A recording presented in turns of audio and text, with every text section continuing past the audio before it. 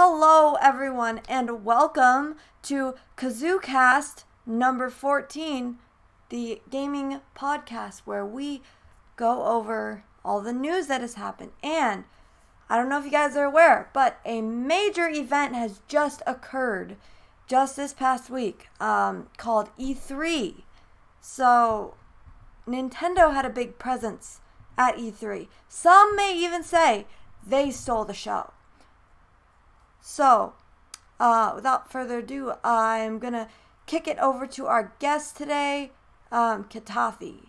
And we're going to talk about what have we been doing playing this past week. Sounds good. Well, hello everybody. My name is Kitathi, and this is a comfort shark up by here. It's my pillow for today. I'm a variety streamer here on YouTube. Play a whole lot of games lately. Been playing My Time at Portia, Sankey Zero, but also Splatoon, as well as Smash Bros. And I feel like I'm also the only person here who's been to an E3. Is that wrong? Am I correct? I don't know. I think so. So I didn't go this year, but I did go last year, so I kind of have a general idea of how E3 more so works. But yeah, Nintendo definitely killed it, and it's gonna be fun. Also, my first time on the podcast, and you guys have probably heard my voice, but here's my face. So hi. Hello, everyone. I'm gonna go. Sorry. Yeah. Hello, everyone. My name is James Clark, and we've been live streaming. Actually, more recently, we live streamed Cadence of Hyrule. That just got released, and it's a very fun game. Very, very awesome game. And for those of you that don't know me, I am a Nintendo variety streamer here on YouTube. We live stream exclusively on YouTube regularly throughout the week. So, Dumo. Hey everybody, Dumo plays, stream Splatoon, Monster Hunter mostly, and gearing up for a lot of stuff coming that was announced at E3. True. So yeah, we're I'm looking forward to it. It's going to be a very busy back half of the year for me. Kazoo? Yes. So,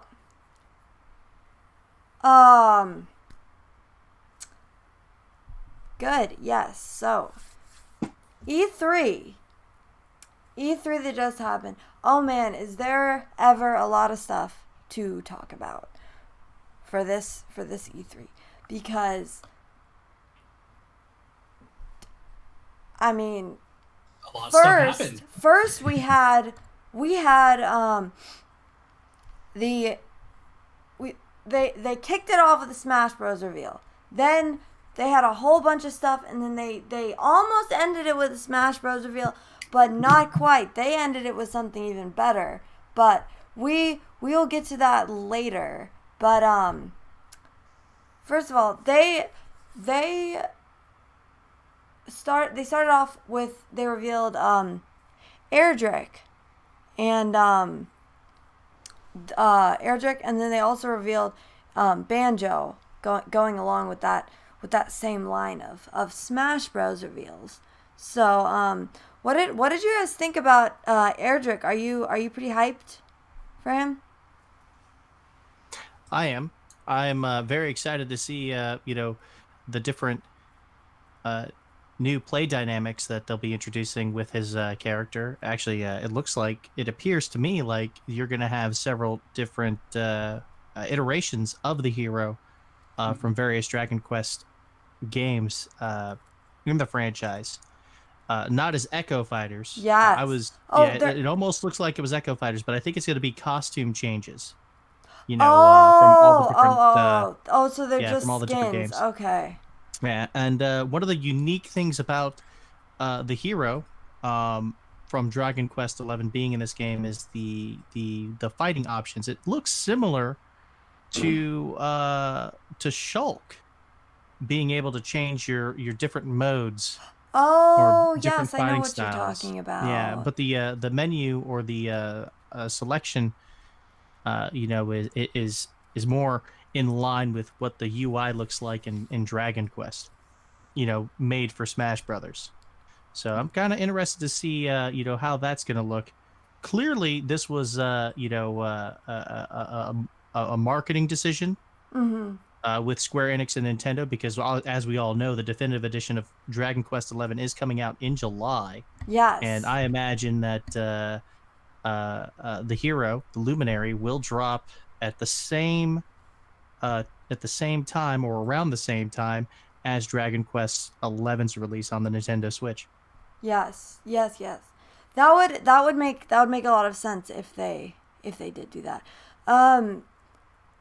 Now, did you guys notice in the Banjo reveal that it's all of Rare's IPs are in that, and they also kind of copied the K. Rool reveal, which I didn't understand why did they kind of like reuse that? Is it just because it's another Rare property, or? It's a bit of both of Rare, but as well as it's the perfect way to show off Banjo entirely. Because when we got K. Rool way back when, like you can see how like DK and Diddy Kong in that reveal were just kind of like in shock and like wasn't expecting it, because they're supposed to portray the audience. Like we didn't expect K. Rool at all. When all three of them are like super happy and like ecstatic that Banjo-Kazooie are in the game, that was all of us. I mean, that was me. Yeah. I was screaming away. So it's mostly because that's the perfect way you can not only show off the Rare IPs, because that's what they did with K. Rool, because K. Rool is actually essentially a IP for Rare. Right. It's the perfect way to show what the audience is feeling throughout it, and it's the perfect way to kind of show all of the different references, because the DK setting is very similar to the Banjo setting, not just because of Rare, but just because that's how that's the best way to portray what the audience is feeling. And I mean, when everyone saw Banjo, they were all, but DK, Diddy, and K. Rool were like just cheering and screaming. I mean, I know I was. Oh yeah. It was one of those weird things too, because like they had already done the same reveal for K. Rool. It was basically the exact same way they revealed it. So like everyone should have known that, you know, there was going to be the fake one, and then, I like, think everyone reveal. did. I think everyone knew that it was a fake out because, but you know, like because of the at previous first, like, one. and everyone I talked to, it's like they knew it, but it didn't click in until after. So it's like they're getting so excited, and it's like that's not who I expected. And then they actually did the reveal. And it's like, oh, I should have known better, because that's literally what they did last time. Yeah. Exactly. With a character that is like with these three characters, they literally did this before. I don't know, because I'm not just saying this, but like I knew the entire time that they were gonna have a fake out, like oh my gosh, it's Banjo, that silhouette, and then it's like, oh nope, it's Duck Hunt. And it's like no, like well, I gotta say, Duck Hunt worked really well for that. Yeah, yeah, he did, because he's basically like the same thing, sort of. I mean, I know he's not the same as Banjo, because Banjo is Banjo, but you gotta consider as well, because like I said, with Donkey Kong, Diddy Kong, and K. Rool, like being the audience, like all of us were like, is that really Banjo-Kazooie? Like our brains are like, we've been asking for this since Melee, it seems like. Maybe even for pretty much Melee. And it never happened. And that's why we're all like, oh, you gotta be kidding me, not a fake out again.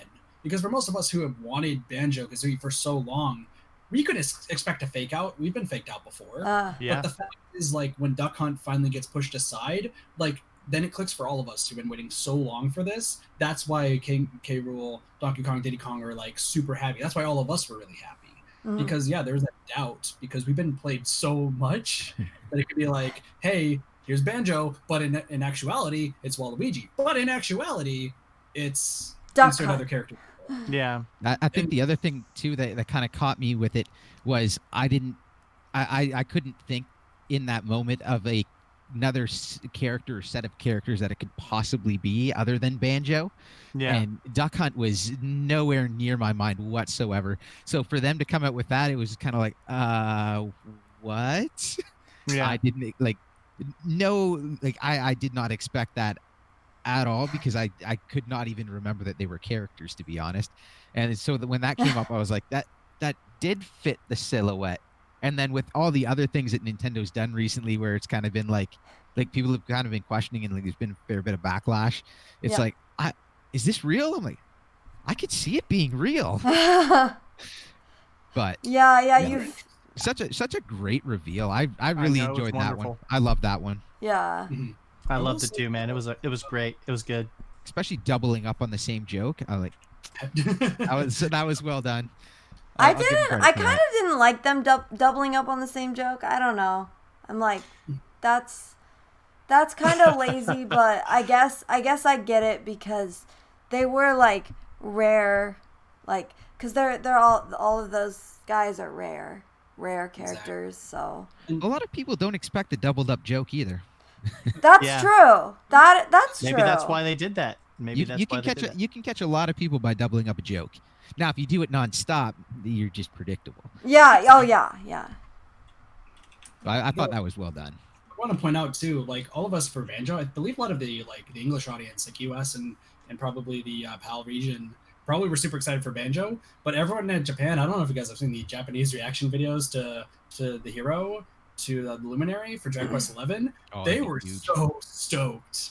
Like Yeah. to Banjo, Luminary was to Japan, which Yeah. after playing the Dragon Quest XI at E3 on 2018. Yeah. The game's fantastic, and I'm so glad as well that both of them made it in, because I know, like, people, for some reason, people keep putting down, like, I know we're talking a lot about Banjo, but we still should give Luminary some sort of, like, spotlight here, because Dragon Quest is, I think it's the second biggest Square Enix IP selling-wise in Japan, last I checked. Well, Yeah. it makes Dragon sense. Quest is very popular. It makes Yeah. sense Very, very because it's by the creator of Dragon Ball. So Yeah. Oh You yeah. know, the other thing I think we should probably also note is, like, yeah, that one didn't hit quite as hard here as it did in Japan, but we don't get those games. Like that's kind of what makes it a big deal, is that this is we're actually getting it. Plus, Banjo-Kazooie, their trailer showed off one other thing that I don't think a lot of people touched on. Did anyone realize that their Spiral Mountain's a 3D map? that Like a what? 3D Yes, I saw that. So with Spiral Mountain in the reveal trailer for Banjo-Kazooie, if you're watching Banjo and the others fight on top of Spiral Mountain, you'll notice the items are like turning with them, because it's like a 3D 360 degree map itself, which I think is the first of its kind in Smash Ultimate. It's Because there's usually the one big like layout, right, that people are jumping through and everything. Now that you mention it, yeah. Like that's another reason I was hyped, because noticing that there's now a 360 degree turn around, like, what are we going to be witnessing? Are we going to be going to like different Banjo scenes, and it's just going to continue turning and showing the different sides of like the Banjo-Kazooie and Tooie franchise? Like, I don't know, that's just something that caught my eye. I'm really excited to see what their classic adventure modes are going to look like in Banjo-Kazooie. I'm sorry, not Banjo-Kazooie. Banjo-Kazooie's classic mode, because you know how they like tailor it to that specific character. I want to see what kind of classic mode they're going to come out with for both the Luminary and Banjo-Kazooie. Yeah, that'll be interesting. What did you say you said in classic mode, right? Yeah. Mm-hmm. Yeah. Yeah. Yeah. Yeah, that would definitely be interesting to see. Because I know in classic mode how you just go through and then Yeah. yeah. Yeah. But yeah, that'll definitely be interesting to see. Do you guys have any final thoughts on? I just can't wait for both of them to drop as DLC fighters. In regards to Banjo, I mean, the Luminary, he's going to get his video game representation in Dragon Quest XI. That's going to be out on the Nintendo Switch in July. Banjo-Kazooie, they're in Smash Brothers now. Are we going to get a game, a rare replay, or a rare replay on the Nintendo Switch? That's yet to be said. I'm hoping that's coming, because we know Joker was a DLC fighter, and we're getting Persona on the Switch. Yeah, we're getting Persona Scramble, but we're not getting Persona 5. Right, but it's still a Persona game. It's still a Persona game. That is true. Because I even cosplay as Joker. Persona is my jam. I'm so excited. But yeah, no, as far as it goes, like I've been pretty vocal that Smash just isn't isn't a game for me. But I'm always interested to see the fighters that get brought in, and I was really happy to see both of them. I was really happy for everyone to actually get Banjo and like that to me, like I might not be playing the game, but seeing that and seeing like so many people get so happy over it is just a fantastic thing. And hopefully they can keep up that kind of momentum, and both like they managed in one direct, they managed to like blow away the American and the Western and Eastern audience. So Oh yeah. that was really well done on their behalf. Yeah. Yes, Getting everybody happy. that is very true. And Did then you blew away the guys? world right after. Yes. Yes. What did you guys think? I was so. It was just so wholesome. This like that little skit that they did with Bowser in the beginning of the direct. Bowser and Doug Bowser. Oh yeah. Oh my gosh, I- that I- was my Big Bowser favorite hug. thing, you I felt guys. so bad. I felt like I figured that they were going to do something like that. It's too easy to not. It make the really joke. is. It's so convenient that he had that name too. You know, and I yeah. didn't know which way they were going to take the joke was the only thing, but I figured there was going to be some sort of a Bowser joke to introduce him. Oh yeah. Oh yeah. Oh yeah. And It's I not feel over. Like it's one of those things where you know it's coming, Yeah. and yet it didn't seem cheesy or bad. No. They are- I feel like they managed to do it in a way that it wasn't like hang your head in shame, sort of. No, They're gonna definitely. do Yeah. it again. easy to No, it happen. was definitely You know they're a little gonna do bit. it again. Oh They're yeah, gonna do it again. They're gonna come up with some every time. crafty way to use that card. The Koopalings. You know? Oh yeah. The Koopalings. Oh yeah. Something. Yeah. No, it was. I mean, it was I definitely. can't wait to see what they come out with the next one. It was. The next direct. It was definitely a little bit cheesy, but it was great, and I loved it. I thought it was great So- too. I I thought it was give- wonderful. I felt so. I see he had his tie on and everything. He was so. He did. He was Bowser, yes, You gotta Bowser was ready. and then to have him exit the wrong way too, and then Yeah. that way. It's like, oh, poor guy. I thought they did a great job of that, even as Yeah. even being cheesy, whatever, and knowing there's going to be more of it. I'm fine with it. I think it's going to be a fun ongoing thing, and it's just so Yeah. convenient that you. I feel like you can't just not do it. Yeah, it's too easy for yeah, for sure. That's really it was. I loved that so much. I thought it was so good. So we got a bunch of like obviously we got a freaking butt ton of announcements. So I'm just gonna all of them. what? I literally wrote down every single game that was announced on this note card for when like my entire reaction. I was like, "Dang, there's so much good stuff." Yeah, Mhm. really though. So we got like Luigi's Mansion 3, The Dark Crystal, which was interesting. Like a Netflix game. Like Yeah. like To be honest with you, Netflix like Netflix Yeah. said that they wanted to start making games. I remember like a while back. And now they actually are. They're going to be making The Dark Crystal with Nintendo. When I they guess dropped The that Dark news that Crystal Netflix was wanted to create a game, I was like, yeah. okay. Yeah, I guess The Dark Crystal was like an 80s movie. But now it has like a series on Netflix, so I remember There you go. hearing apparently Netflix wants to also get into the game streaming service. dude, I don't know if that's true or whether that was just some like random comment in a video, but I remember somewhere someone saying that they wanted to get into game streaming, and I don't know, it takes a lot to do game streaming compared to just video. But if yeah. they want to, they're gonna have to get their feet wet with like exclusive games and their own stuff. So we'll see how it turns out. Yeah, true. We also have Luigi's Mansion 3, or I already said that. Link's Awakening, the Trials of Mana, and then the Collection of Mana dropped, and then The Witcher 3, which is we're calling that the Switcher 3. Okay, that was in our Post-E3. Yeah. That's literally what we're calling it. Anyway. I know that was leaked, but I'm still surprised that it it's was getting leaked. a Switch release. Yes. Yeah. And CD Projekt Red, they're doing, they fit the whole thing on a 32 gigabyte Switch cart, the whole thing, and there's no additional download. So Really?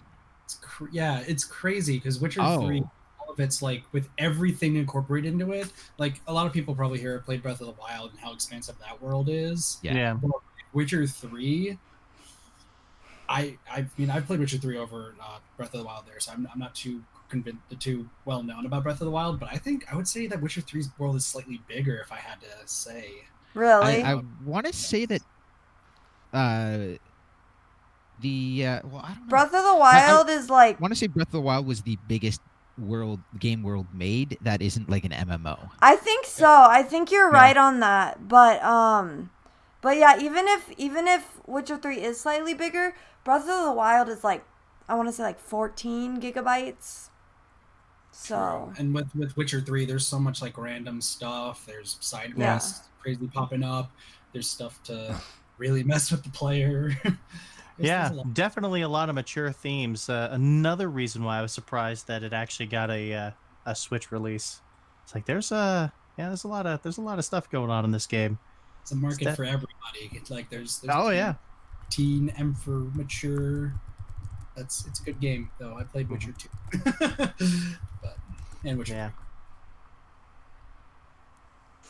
3. We got a bunch of Resident Evil. We're getting The Witcher No 3, More but Heroes. we're not getting Resident Evil 2. True, yeah, we're not getting the remake. I wonder why that is. Like, I don't know. Are they? Because I think everything comes to Switch. It seems like everything comes to Switch later. It takes time because Resident Evil 1 got released on different platforms. I feel like it's probably because, I don't know, because they have to do like a special port for the Switch, right? Because like, because you're transferring from disc based to cartridge. True. That's one thing. Yeah, that's true. And two, like the way Resident Evil at least has worked from my experience is that a lot of the times it will start from the first game being re-released, like with Xbox One and PS4, and then it slowly goes to 2, and that's why 2 got remade and re-released. So I'd say by next year it probably will come out on Switch, if anything. Mm-hmm. They're supposed to be coming out with high capacity cartridges in the future too. Nintendo's waiting for the price point to go down as far as the manufacturing process goes. Yeah. They were supposed to have them ready like last year or something, and apparently they missed the mark, and some third party was not happy with them reportedly, and no one knows who it was. That was very frustrated with Nintendo that they couldn't get the 64s out. Oh. And people were trying to figure that one out too, but really it could be any third party that doesn't want to compress their games, to be honest. Yeah. Especially like doesn't want to compress their game and has a game big enough to sell enough to make it worth the price of the 64s. Yeah. Mm-hmm. You'd have to increase the price of the game in order to actually make up for that. Yeah. Exactly. Mm-hmm. And and for clarification, Dumo, when you're talking about third parties, you're talking about the third party developers, right? Yeah. Okay. Or the other option is to microtransaction it. No. Oh yeah. Yeah. You know they'll do it if they can sell it break even and they know they can microtransaction their base to death. Companies will do it. Although, like you could say like that you know. I'm sorry. What was that? I just coughed. Coughed. Oh. Although you could say EA that you doesn't can want to be on the just Switch microtransaction it. That's true. Like technically you could say that, and that might actually work out better for you because you just don't buy into it, you know. So Yeah. it could work Well, out. it depends on how they do it, because these days they try to make it. But I mean, true. Yeah, whales will whale. Good. I like that one. Yeah, I mean, I technically am a whale, so I mean, A whale? Do you not know what what a whale is? You're a whale? Big Yeah, spender. so it's a big spender on like microtransactions Oh. in mobile game. Oh. One mobile game in particular that I don't want to admit how much money I put into. What? Wait, Fire Emblem Heroes? I'm just gonna be quiet now. I'm just gonna sleep. We don't need to worry about this. Mobile games. Yeah. Don't spend too much money on microtransactions in mobile games. It's all my Fortnite. Fiery F asks, Fortnite? It's not Fortnite. I've told this story on my stream where I've played the alpha and the beta of Fortnite, but I've never played it since the PvP came out. So no. I mean, I don't know. I've played Clash of Clans for, well, basically since launch, and I haven't spent a cent on it. So. Yeah.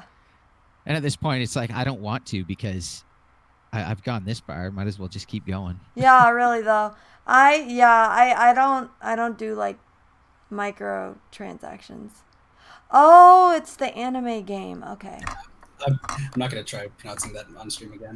The mobile games that I've played, Angry Birds, and then I stopped doing that. And then Super Mario Run came out, and I didn't like that. So no mobile games for me.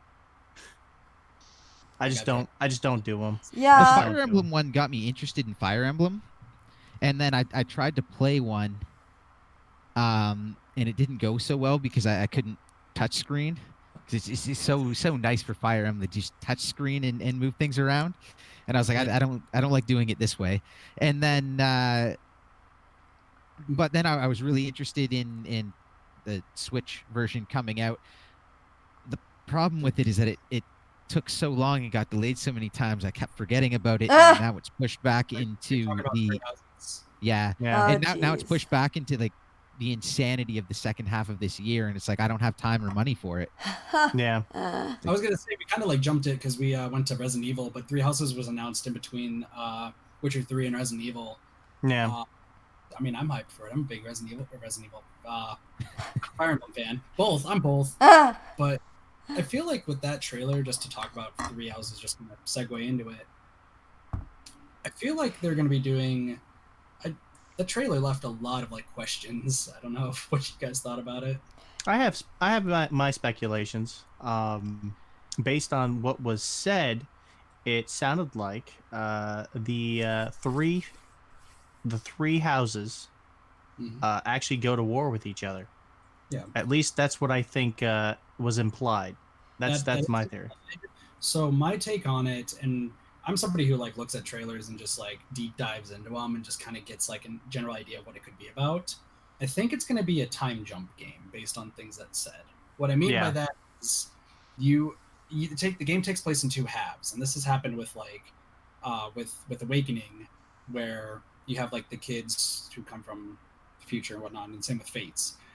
This one is you teach people in one timeline, teach one of the houses to get them stronger and bond with them. And then in the future, they're going to war with each other, and you have to like sure either you side with one house and just annihilate the other two, or you try to make them like be as even as possible to make sure that they don't all die in their battle. Yeah, like that's just my interpretation, because they keep jumping back and forth between the older looking characters and the younger looking class. Oh, and I think that would make sense.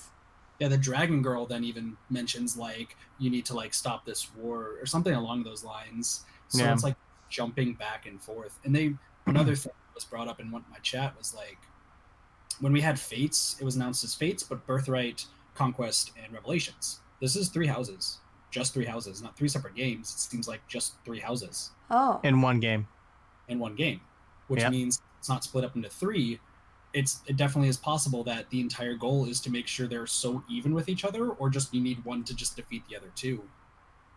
Interesting. Oh yeah, that would be a very interesting I mean, it is a very interesting concept if that is what they decided to go with, to where you being the teacher, are you going to favor one particular house over the other, one particular class over the others, or are you going to, make sure that they're all on a level playing field when they go out there and they find themselves at war with each other?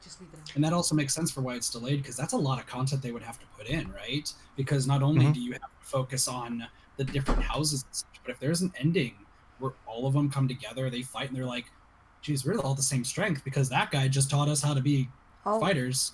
We're all friends from school. Like, we're all equals. Yeah. They're like different endings to put in. There's so much that they have to put into this game. Like, that's why I'm fine with it being delayed, because if it's that time paradox sort of thing, that's a really good idea. Oh, yeah, that's probably like the good ending, Kit. You figured it out. That's the good ending. Yeah. Before the game, accidentally, I just like checked a trailer and I was like, oh, this is what happened. And they're like, oh, I predicted the twist. Dumo, you got anything? It's been predicted. It's probably true. I've never really played a Fire Emblem game other than the mobile one. I was interested in the systems.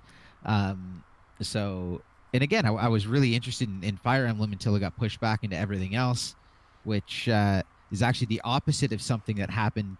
We'll be talking about later, but because it got pushed into everything else, it's like, well, I got Marvel, Pokemon, Zelda. Like, there's so much on this back end of the year. It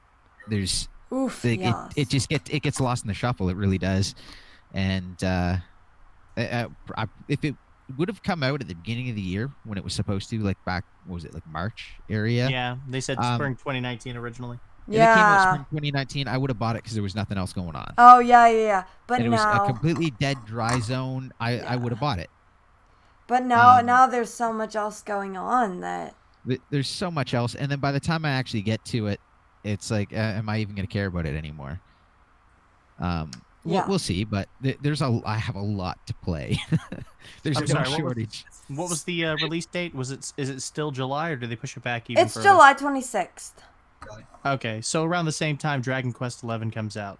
So you got those two games coming out around at the same time. So consumers are going to have to take their pick as to what they want to play. I mean, Fire Emblem fans, clearly they're going to go with Fire Emblem, and then of course your Dragon Quest fans, they're going to go with Dragon Quest. But for everybody else who's kind of like, oh, okay, I've never tried this game before, and I've never tried this game before. Now, which one of the two am I going to pick? What am I going to play? So it's probably going to be a much more difficult decision for those consumers when it comes time to buy a new game around that time. For sure. Yeah, well, the other thing is like July 26th. For me, July 19th is Marvel Ultimate Alliance, so that's where my money's going. Yeah. There you go. Yeah. Going there too. I wonder why. Yeah. And look at that. There's 3 RPG style games coming out all in the same month. They got a lot of RPGs on the Switch, but the 3 Switch, in the same month. The Switch is a big RPG machine. Yeah. Oh yeah, well it's perfect for it. Yeah, like, it's like, well, you can sit here, play it, have it look beautiful on your TV, whatever, and then it's like, oh well, I have to sit here and grind. Well, I'm gonna go watch TV while I sit on the couch and just kind of tap the same button over and over again. Yeah. Do the boring stuff while doing other things elsewhere. Yeah. It works out. Or if your kid is crying bloody murder because he wants to watch Bubble Guppies, you take the Switch out of the dock and then you let him watch Bubble Guppies. So there you go. Darn right. Yeah. Bubble Guppies? You guys like Bubble Guppies? Sounds like a pretty good one. And then you put on headphones that block the sound of it so you don't have to hear it. And... There you go. So we've also got let's see. We've also got Contra, which was like that was like out of nowhere. That was, I don't know, I'm not sure if that's like a Nintendo IP, like straight up, but well, no, it's not. Okay, it's not. It started on the NES and then went to the SNES, didn't it? Yeah. It was a Konami. Oh, was right. Konami Yes, developed? yes, Yeah, yes. Konami I'm sorry. original. It's Konami. But Yeah. but it was one of those like it was one of those ones that was associated like with Nintendo. So it's not like their IP, but it's one of those ones that's like associated with them, and it's like that is Yeah. so random that they would bring that back. But then you also have Daemon X Machina, Panzer Dragoon, Pokemon. Obviously, we've already talked about Pokemon.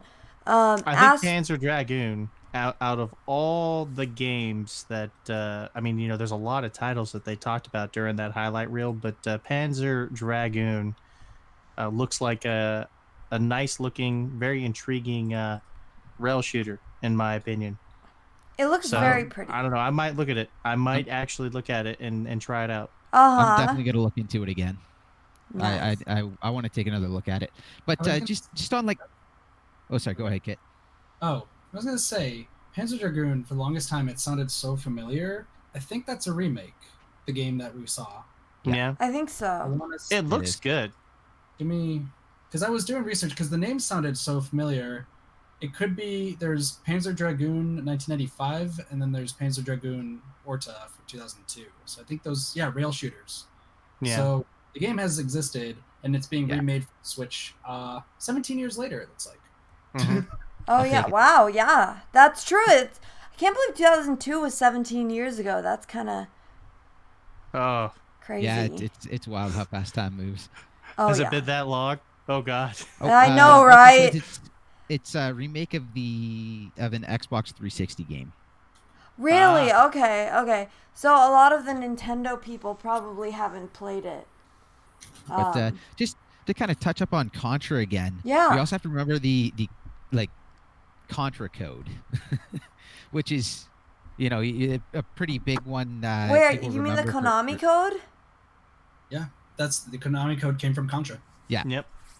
Oh. So the Konami code, and just sort of like a weird little dumb trivia because it happened. When Canada was releasing a new like $10 bill, it was like a big deal for this $10 bill. If you went to the website where they were revealing it and you entered the Konami code, Really? the bills would shower down over the screen.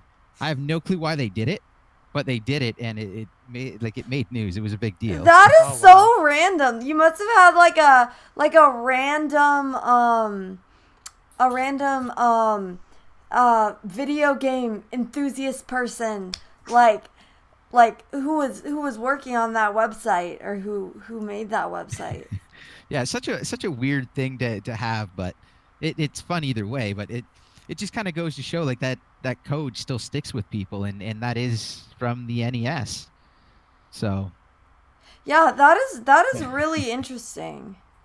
That is very very kind of strange, but also interesting as well. So I think more people are hyped about the fact that they could play like some of the older Contra games on the Nintendo Switch now. Now that the collection, the Contra collection's being added. So I mean, Contra Rogue Core is, I mean, it's Contra. People are probably going to try it out, but I think people are going to be more interested in playing those older games as part of the Contra collection. I think that's what the fans are going to be excited about. yes, and that was that Contra collection. That was a shadow drop. So that's already out if you guys want to go play some Contra. But the panda on the new Contra, like, come on, who doesn't want to cuddle that panda? I don't think that panda would want to cuddle you though. Didn't anything trailer didn't say cuddles or something or cuddly? Yeah, that was his name. It was Cuddles. True. It's cuddles the panda. Yeah. It's cuddles. And he's got and yeah, he's carrying a minigun. So there you go. Yeah. I gotta agree with Conga though. Conga says Contra should have just been a Nintendo Online, in my opinion. Oh yeah, dude, totally. Definitely should have. Oh my god, kind of like Tetris 99. Yeah, but at the same Oh, time, Konami wants to make the money, and Oh yeah. Nintendo doesn't seem interested in showing any expansions on the Switch Online. So we'll see what they do. They got to do something soon.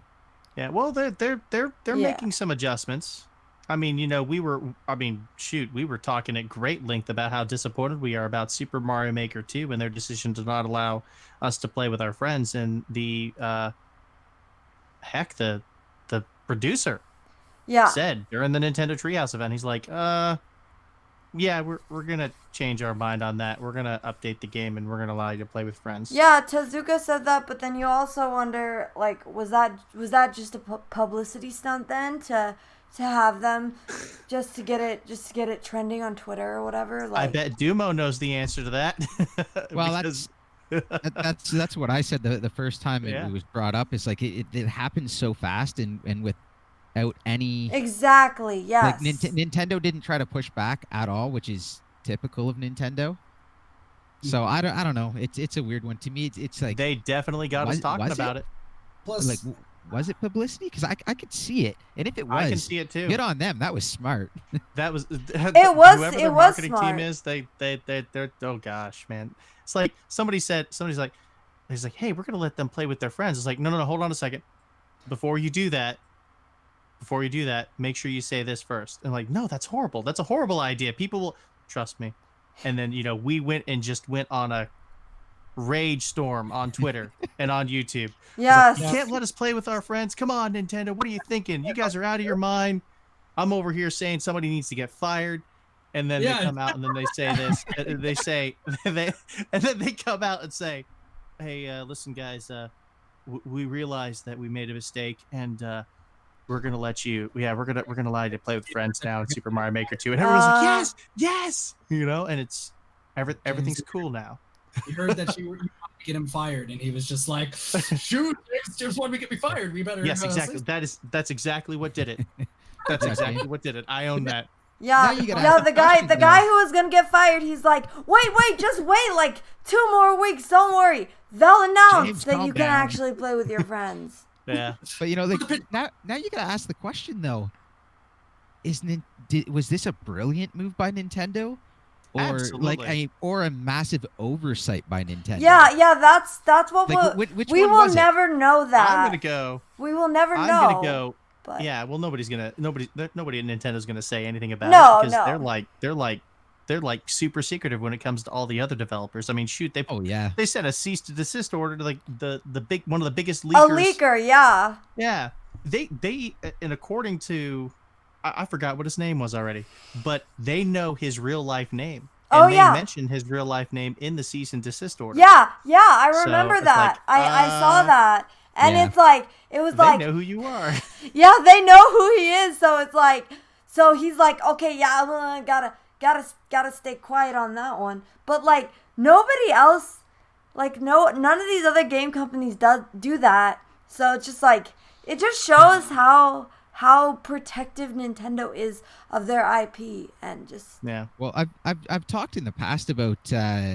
Like even Build-A-Bear, Nintendo, like the Pokemon company controls the price of the Build-A-Bear dolls. Like they will not allow them to go on sale. Like they actually have control over that stuff. And funny enough, I talked to a Build-A-Bear employee the other day about that. I went to the mall. They were like, oh look, it's a Pikachu, and they're just like, yeah, you know how the others are all like on sale, right? Yeah, no. I was like, well, we're buying it anyway. So my friend has that one now, but. Yeah, Nintendo is very like controlling over it, as if this was like a marketing stunt. I mean, I'd understand if it's a marketing stunt, but to me, like I know like everyone who plays Mario Maker is like, yeah, online is great. I'm one of those like rude people who like take my friends and throw them off the cliff and leave. Yeah.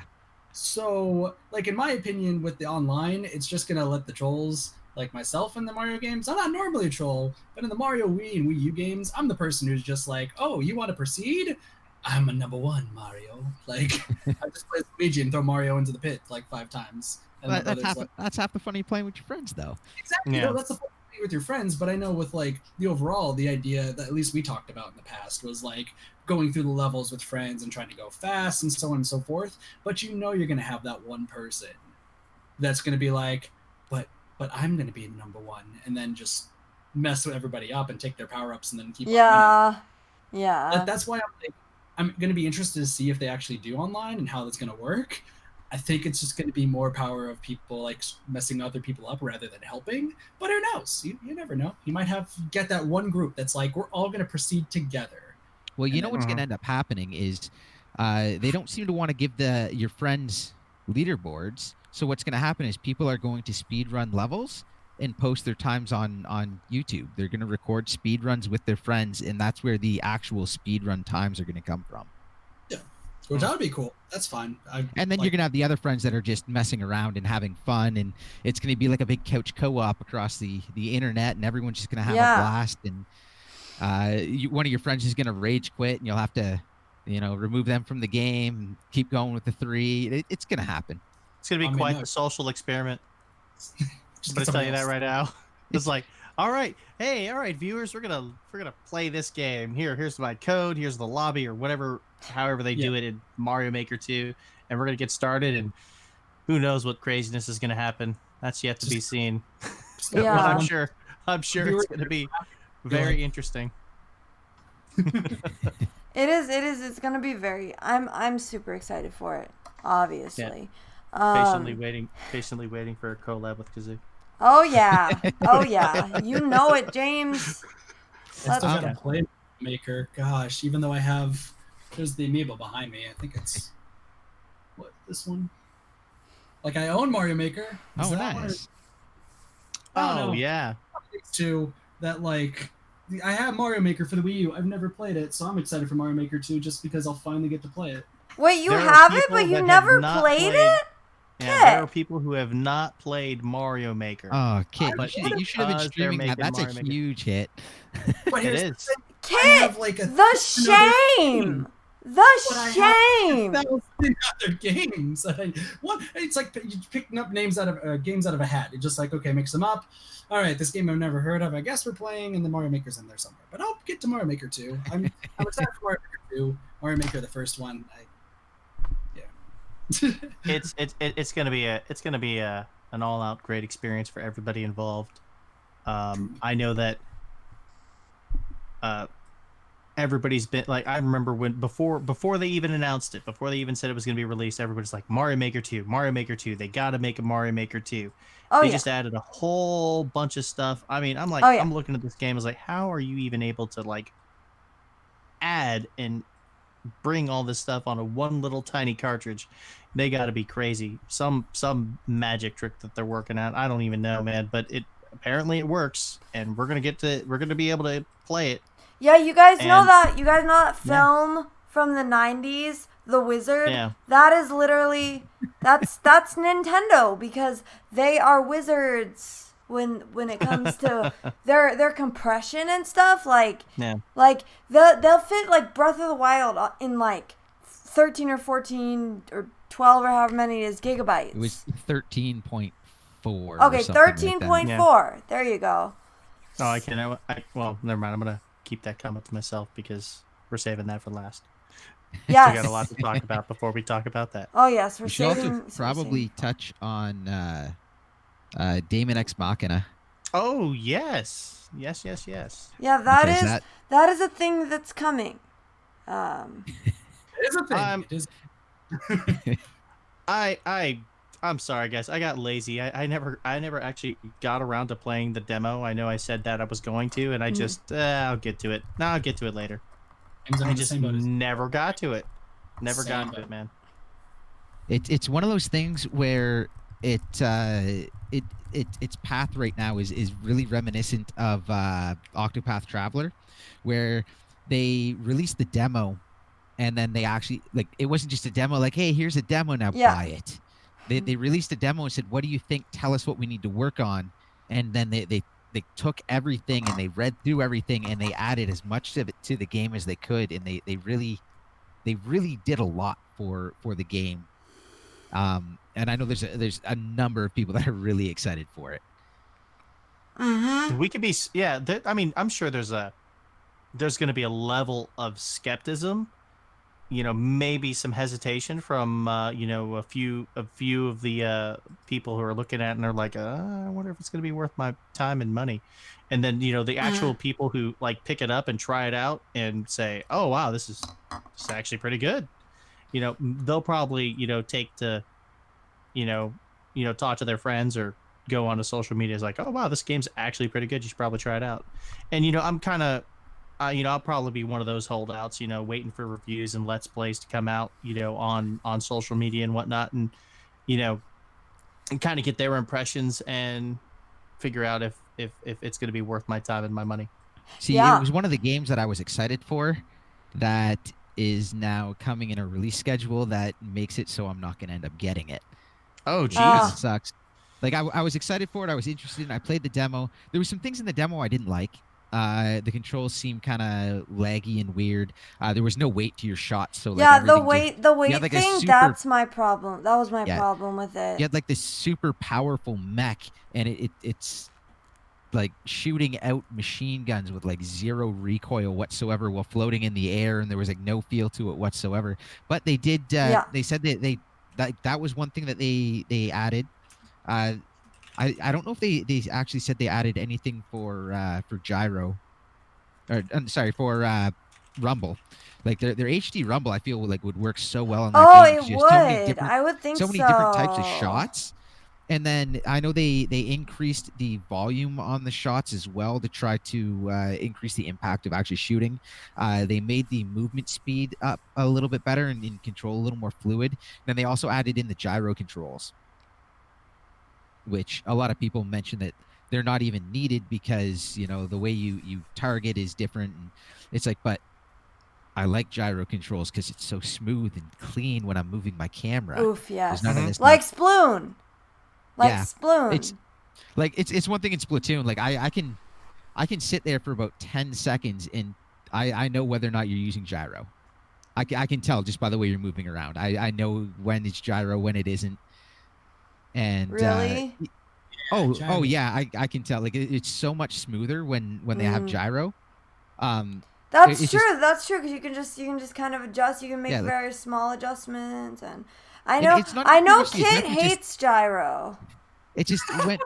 I'm hiding my face. I'm like, oh. When you move across the screen, it's whether it moves like this in a jolt, and comes back, or whether it comes back like it's always like gyro is. Someone that's good with gyro is very, very, very smooth, and it's so I don't know. It's so much easier to watch someone that's good with gyro just because it's smooth. Whereas like, if you're watching a movie and the frames kind of get weird and choppy. Or if you're watching a stream and it's lagging every second. Yeah, like that's what I see when I'm watching sticks. Is that's kind of what I notice, what my eyes pick up. Whereas gyro just moves across smooth. Now, there's other times where gyro is really bad because someone like panics and it goes flying across, and you're like, "Whoa, what just happened to my eyes?" Yeah, true. With gyro, there's some games that do it really well. I use the Pro Controller for Splatoon 2. Sploon! That's right. Kit knows what it's actually called.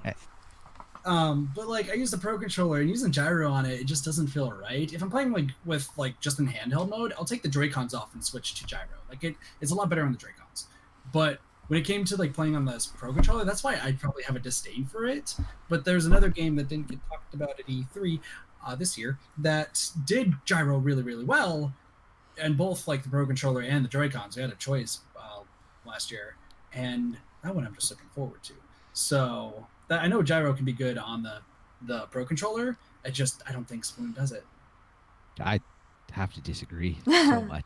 But that's just because but at this point, Dumo, I'm also have played stick now so long on Splatoon, so I'm probably now more biased. But just when like starting off, I'm very comfortable with it on Joy-Cons, but I cannot do it on Pro Controller. See, that's the thing. There's actually people in LANs that go to tournament that they play separated Joy-Con.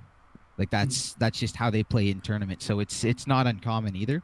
Some people just prefer it more. Some people it doesn't like the gyro controls just don't click. Yeah.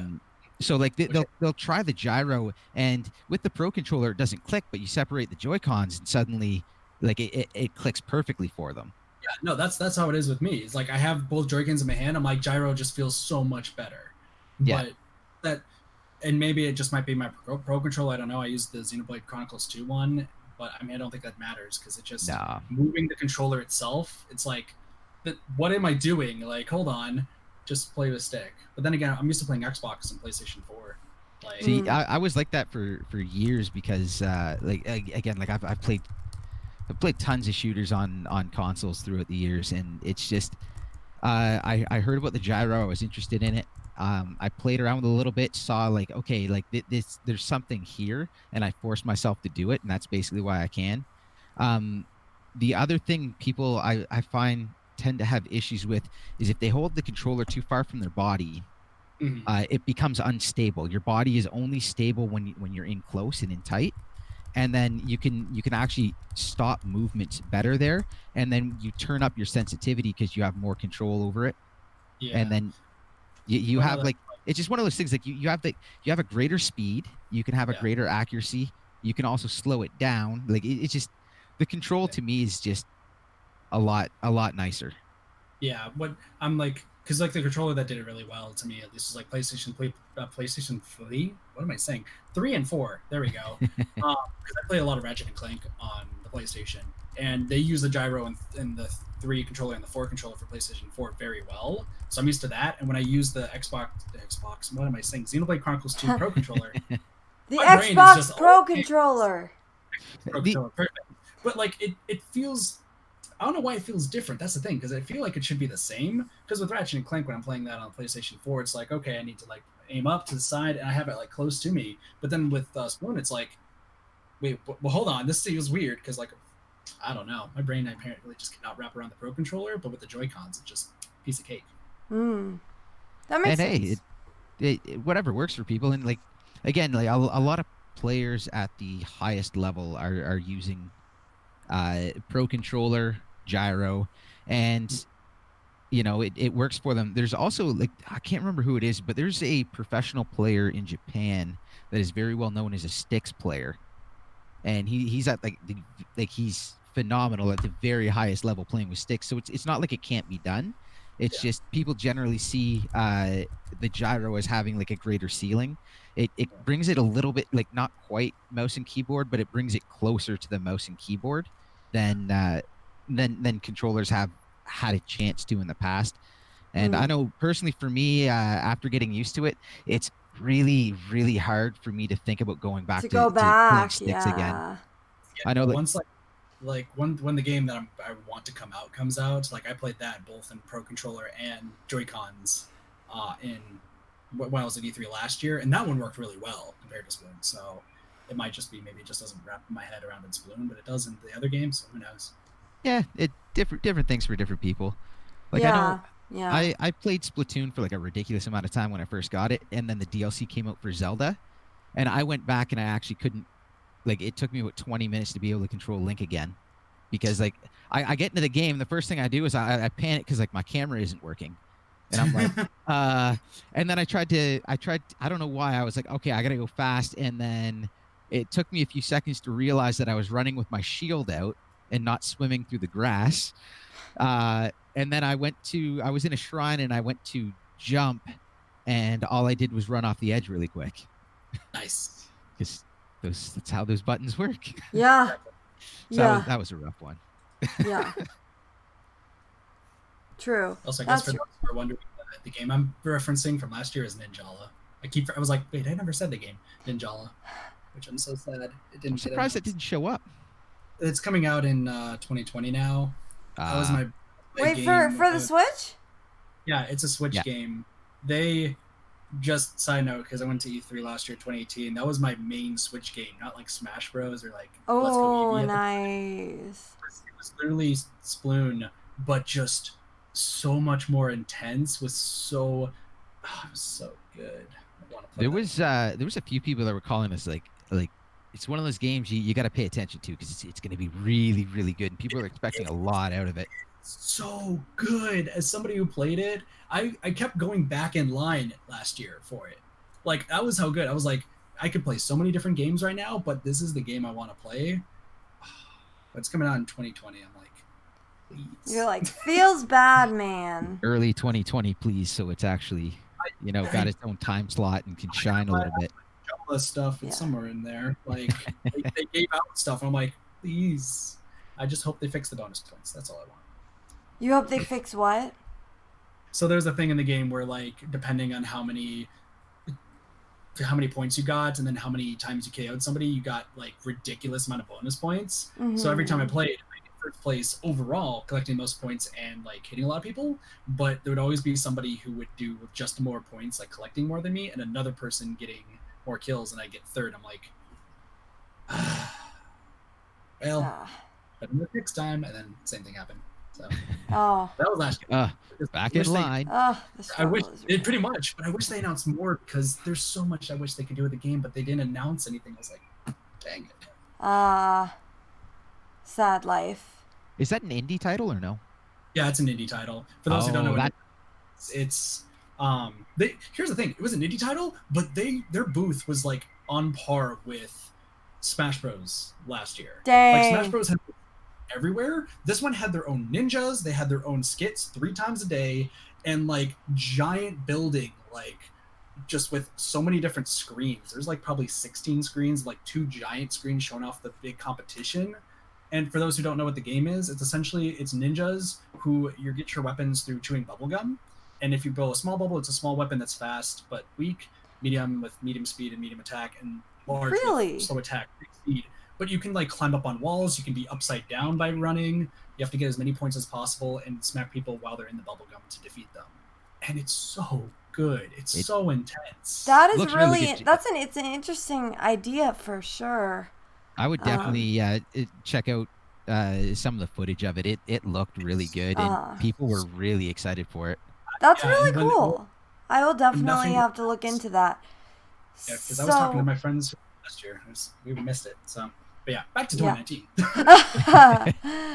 So we also got more news on Astral Chain, which now has a release date. It's coming out August 30th, 2019. So in just a couple months here, and got a release, or not a release, but the announcement for Empire of Sin, which is weird. It's like one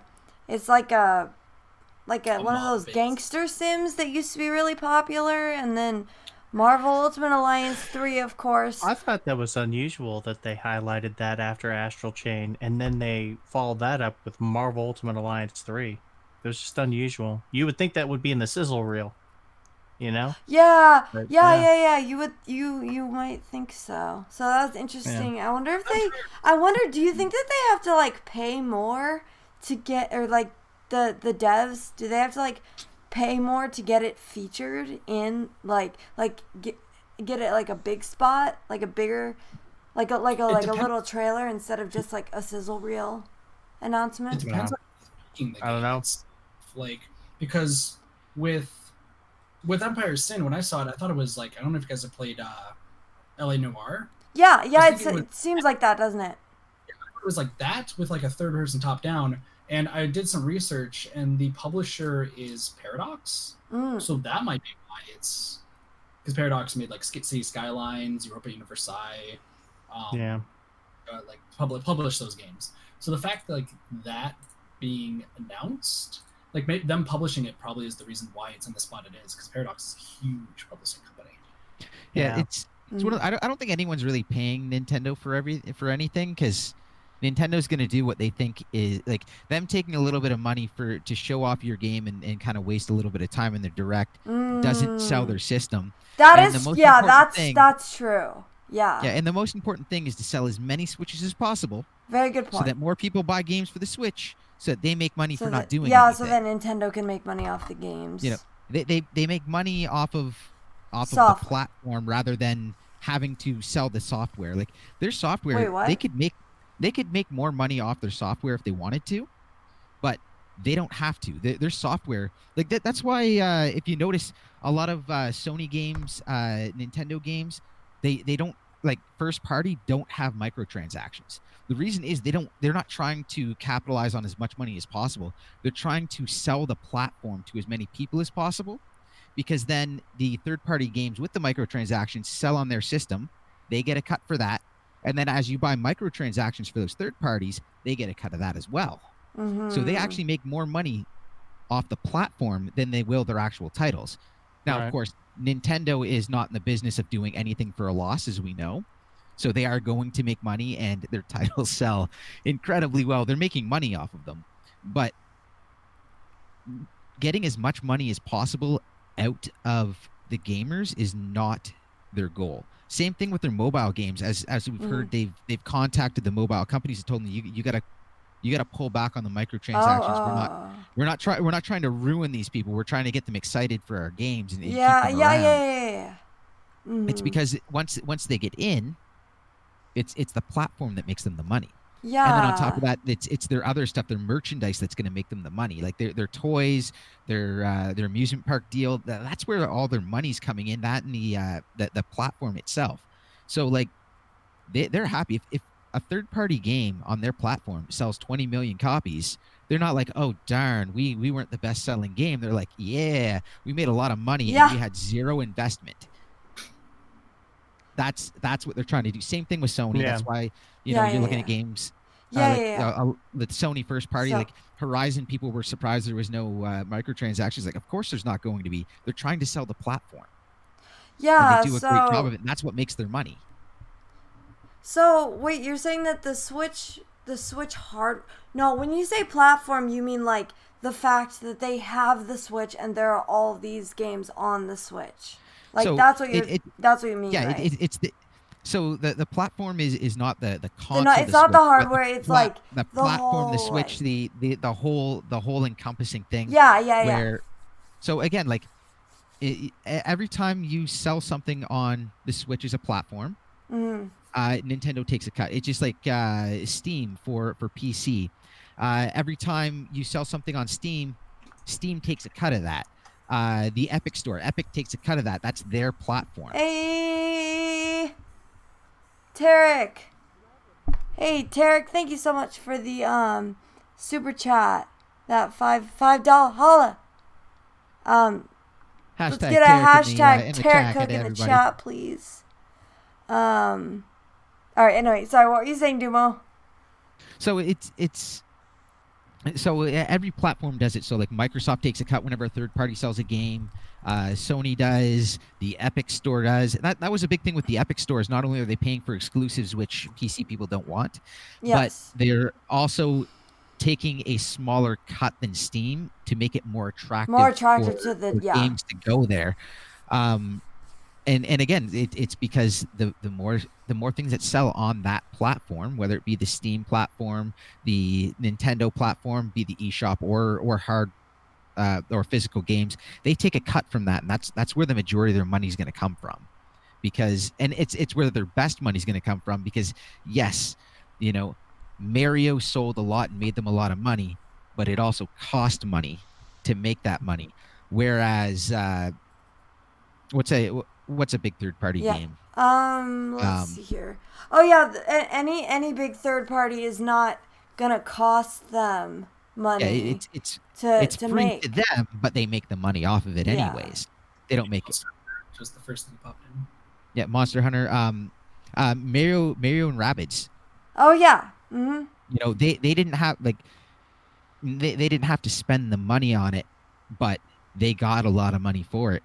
Starlink, they didn't have to spend the money for it, but they tossed Fox their way, and suddenly they made a lot of money off of it because it's now it's on top of that, it's their property being sold. Like that's why they will, because now they have the most sales for Starlink because of Star because Fox. Of Fox. Yeah. Like I probably wouldn't have bought that game if Fox wasn't in it. Like I want to be able to play as a Nintendo character, like, because still crossing my am fingers, a sheep, man.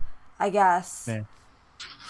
Still crossing my fingers that they'll give Star Fox a proper Star Fox game in the on the Switch, but it'll come. Yeah. Maybe. It'll come with gyro controls. Oof. Yeah. I could honestly see them doing actually a Star Fox that's light on story, really kind of quick way through, and then a big focus on a multiplayer battle and like dogfighting in spaceships. And I feel like they could do that, and they could do it well. And I don't know. I would enjoy that quite a bit. Yeah. That would be very right. interesting. Yeah, any kind of new Star Fox would be pretty cool. I've never played a Star Fox game actually, so. I still love the N64 one, probably the best. That in my opinion is the best Star Fox game they have ever come out with in the franchise, and that's saying a lot. Starlink? No, No, Star Fox 64. Gotcha. I was like, if you said Starlink, I'm like, I have some. No. Why? I mean, I haven't. I honestly, I haven't played Starlink Battle for Atlas. I haven't played it yet. I have all but one physical piece behind me. I don't have the PAL one behind me. I don't know what the story is of that game, and I'm halfway, 3/4 of the way through it. I don't even know how far I am through it. Like it's a long game. I feel like. It's so I did research because I play through that normally. If you're trying to 100% everything, it'll take you at least like 40-50 hours or so. But if you play one character, go from each planet to planet, only doing the main story, it'll take you about 5 or 6 hours.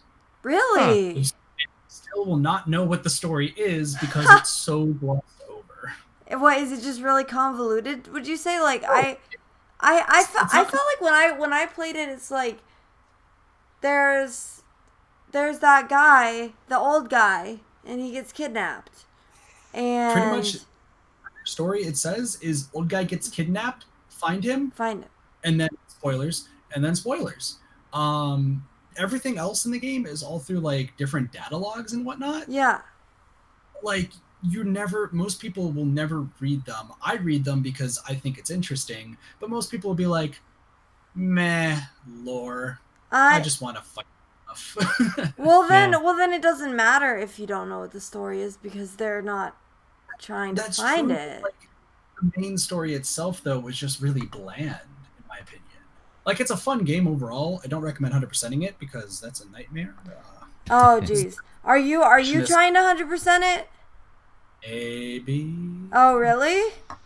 Really? I tried 100% everything I possibly do. Like it's the thing. But 100%ing that game means getting every single character mastery rank with every single weapon and every single chip. Don't do that. That's a lot. Like that. Like why? Why would you want to? Like that's not fun. I mean, maybe it's fun to you, but I don't think it's fun. Put it this way: so like it's 5 to 6 hours for main story, and that's going from each planet to each planet. Doing all planets 100% is like 60 hours, but if you're trying to max every mastery, that's going to take you well over 100 hours. But I'm also the person who over 100%ed Persona 4 Golden, so I'm just insane. Well, there you go. There you go. Percenting Persona 4 Golden means getting every Persona. Think of it like Pokemon, and getting them all max level. And there's no like candies or anything like in Pokemon. You have to manually level it all up to level 99, and there are over 100 different Hey, Pikachu Pokemon, thanks so much for the sub, my friend. Welcome to the Kazoo crew. Hey, Kazoo, I know that we are pressed for time, so I'm going to get us back on track. Because it's already 6 till 11. I think if we go a little bit over, I don't think it's too big of a deal, but yeah. So yeah, we got Animal Crossing. Next we can talk about.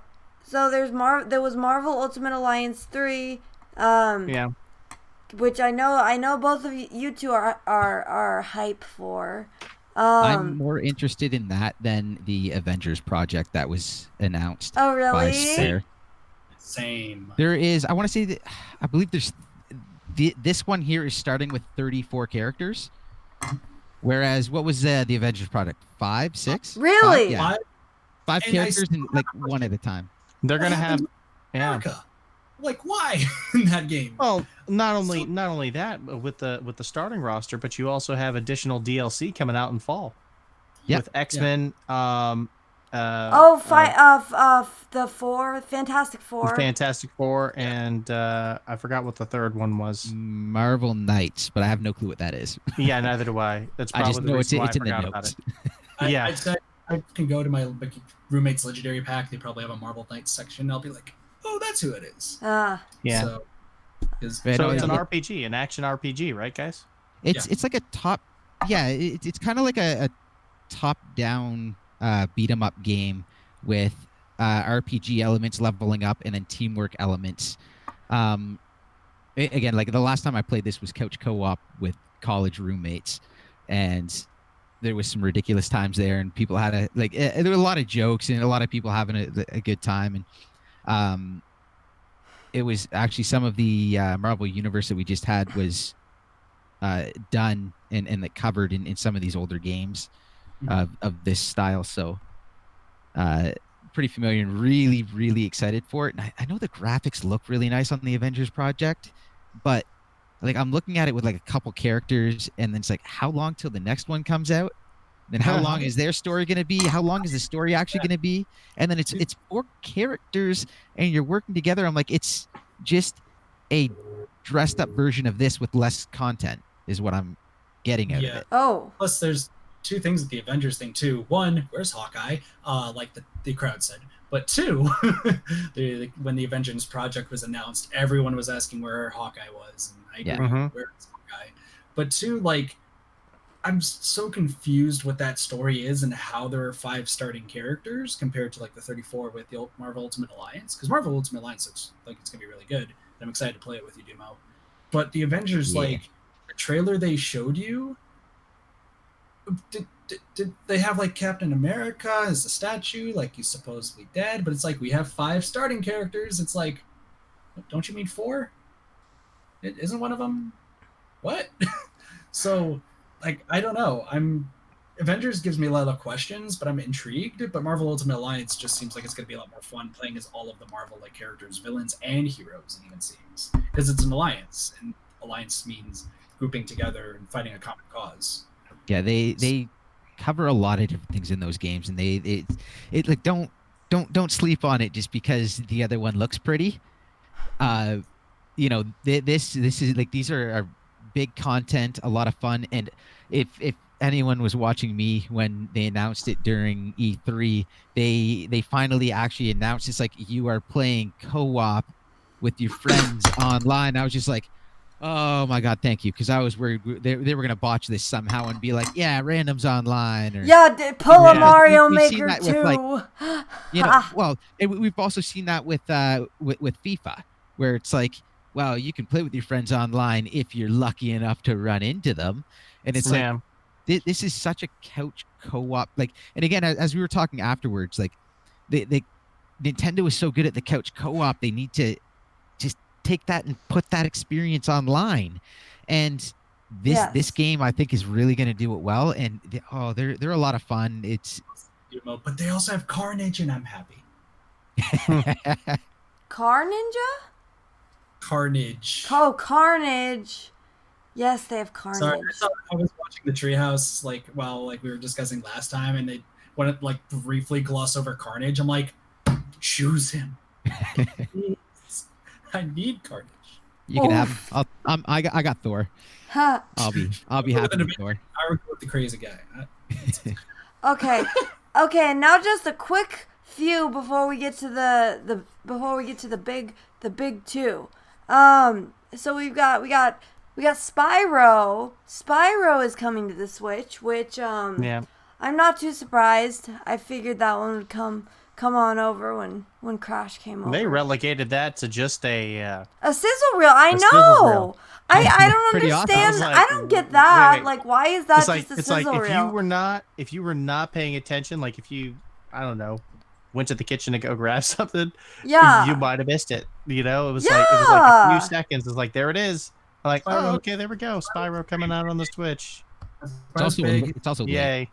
I know. That's true. And then if it was going to come out onto the Switch, they should have done it at launch. I know, but there was some weird thing with that. Like, I forget exactly what it was. But it was like, because it got delayed, right, for like the PS4 and everything. It got delayed, and then it was like, I don't know, some weird thing that why it couldn't come out. But yeah, so then we have like there's just a lot of them. You guys can, anyone who wants to know all of the games can go back to the direct and watch it, because there's. I just want to point out two real quick. One being Final Fantasy Crystal Chronicles, big multiplayer game. I had it during the GameCube days, but I didn't have any friends to play it with, so I felt like it wasn't really worth it to play it, and I'm really excited to play through with friends this time around. The other one to keep an eye on that might blow up and be huge is going to be Dauntless. Dauntless I know you're excited for that one, Dumo. Yeah. So a lot of people know I play Monster Hunter. You get together with a group of 4, you go out, you kill a big monster, you take the parts, you craft weapons and armor to fight stronger monsters to do that, and the cycle goes. Dauntless is the same thing. It's an independent studio, however, and that independent studio is made up of ex-Capcom employees who have worked on Monster Hunter. Really? Oh. Yeah. Well, there on top you go. of that, it is a free-to-play game that's just came out of beta and actually made their actual release. So it's going to be basically how Fortnite is to shooters is what Dauntless is going to be to Monster Hunter. And I wouldn't be surprised. I feel like they could probably get that onto phones fairly easily, and if they do, the whole thing just blows up. That could technically be the next huge explosion of a game. You mean it's going to be like a bunch of racist 12-year-olds? Oh no. I hope not. There's a good chance of it. But no, it's a free-to-play game. People are going to gravitate towards it, and you're going to get all sorts of craziness. But just keep an eye on it, because it might blow up and become really huge. And when's launch? You don't know. Launch late 2019. Okay. Well, keep an eye out for it. But the nice thing is, it falls into the craziness of all the releases, but it is free. Yeah, there you go. Kitathi, is your interest peaked on that one? I've played the alpha. Again, I'm someone who randomly gets handed alphas, and it's like, here you go, play this. I'm like, okay. Like, I've done Fortnite's alpha, Dauntless's alpha, World of Warcraft. I've done a few alphas for them. Like, I just like giving feedback and helping out. Dauntless is a really good one. The reason I was going to chime in is it already was announced for mobile.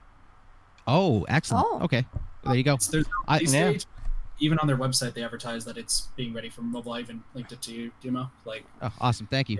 Then I expect this thing to blow up. I don't know if it can. I don't know if it can possibly reach Fortnite levels, because it is not a shooter, and it is not like 100 people on a map at once. True. But I do expect this game to get pretty big and pretty popular. Big part of it being it's a very well done game, and it is free to play. So definitely, yeah. That just brings in the people, brings in the views. Yes, that is Indeed. true. That is definitely true. I get what you're saying on that. So now we're gonna get to the big two. We have well, okay, it's obviously it's subjective, but these are definitely the big two. This is definitely objective fact. Animal Crossing New Horizons. So we got. It was okay. Animal Crossing was hype. It's a game. Animals, and they sometimes cross water and rivers with pole vaulting. Yes, exactly. The pole vaulting, though, that was really interesting. And it's gonna explore some new horizons. Now, earlier on, I mentioned, like things like Fire Emblem getting pushed into the ridiculousness of the second half of the year, and it basically turns it into a no-buy. Animal Crossing is the opposite. It was basically. Yes! I've never really played an Animal Crossing, but my interest is piqued. But in this holiday season, there's no way I can afford it. But then it gets pushed out into a dead time of year in March, and suddenly I'm gonna have money, no new games to play. This is gonna come out, and I'm probably gonna be getting it. You're now gonna just say, well, because it got delayed. There you go. So that means you And can find I'm gonna Fantasy be. 7. So we're gonna be able to do. Because James, I assume you're gonna get it right because it's a big Nintendo title. You're gonna. Oh no! Why would I get Animal Crossing? What Yeah. are you talking about? Yeah. Yeah, Who would absolutely. want to feature a 10 million Yeah. unit So seller? see, Oh my here gosh, is absolutely. here is the and Kit. I assume you're gonna be getting it too, right? Are you gonna get it? It's not like I play farming games, on the down low, Yeah. Don't play Low key farming game, sim life. Like you were just playing Yeah. Stardew today. So see, there you I go. know. So see, there you go. Stephen, we saw Sajovica.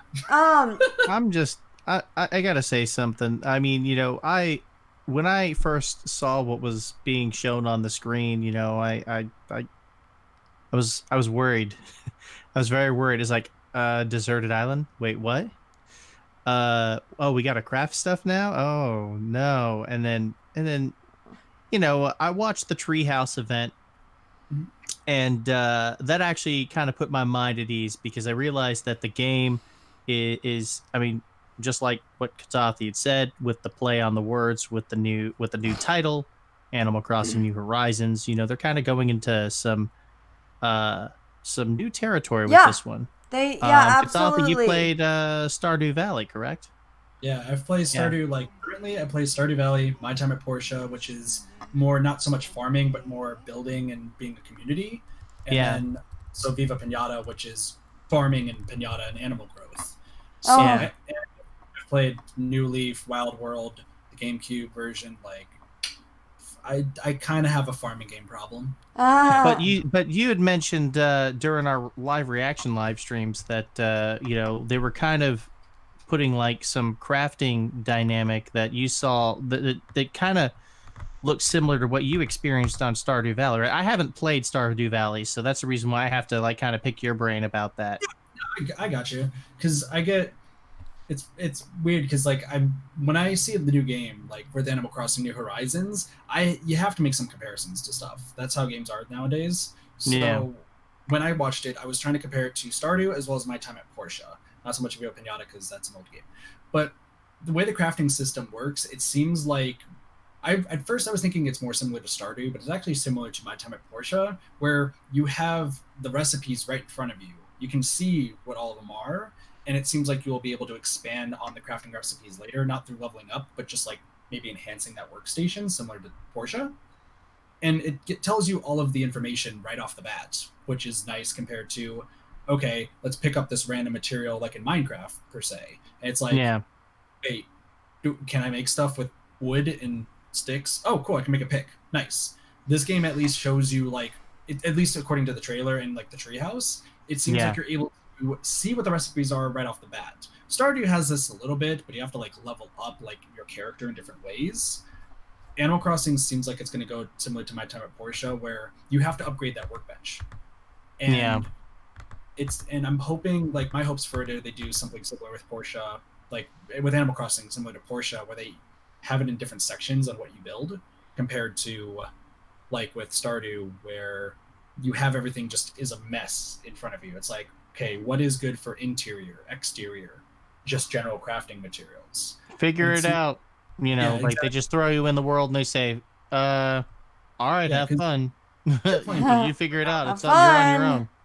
Yeah. And you're playing Minecraft right now, James, right? I am. And shout out to all my Minecraft viewers who have shown me the ways, because if I went in there and said, all right, I'm going to play this game by myself, I would have gave up long ago. Oh yeah. But I've had a lot of help thanks to the community. So and that's the thing it's been an experience, a positive experience. It's good as a positive experience, but you've seen firsthand, you have to memorize, here's what the formation is to build a sword. I don't know if it's the same. It's been a while since I played Minecraft myself, but I'm pretty sure the crafting's still the same. You have pick 3 blocks up top, 2 sticks in the middle. Yeah. And a lot at least the game tells you what you can or cannot make with those materials to get the materials that you need and then just craft it. So it's good. And they're doing the same thing with Animal Crossing New Horizons, it looks like. Yeah, and with at least with in the past with Minecraft, you had to figure that out on your own. You can just start punching trees, and all of a sudden you're like, what do I do with this? Like, there was no recipe book. There was nothing. And I'm glad that at least with Animal Crossing, it's giving you like a layout and giving you like a foundation. Yeah. Compared to just dropping you in there and Tom Nook being like, okay, here's your bail of $49,800, which, by the way, that seems like a low amount to fly in from a plane on a and labor costs. Like, I'm just saying, like, Tom Nook, you could have raised the price, but I'm glad you're being cheap this time. I mean, Tom Nook usually isn't. You are on a deserted Tom island, Nook is usually a big jerk. Yeah. He's not that much a jerk. Like, I would have preferred a house. Yeah. A nice little bungalow, Well, I feel like own. but that's how it is though, you guys. Yeah. You guys, that's how it is in Animal Crossing. You start off in a tent. Well, that's how you started off in New Leaf. Okay. In New Leaf. In New Leaf. And so then yeah. And it's cool, like, starting off the tent and you're going to build your house eventually. I'm still hoping in this game it's going to be more city builder based compared to like having your villagers, in this case, well, the animal villagers rather, building their house wherever, because they don't.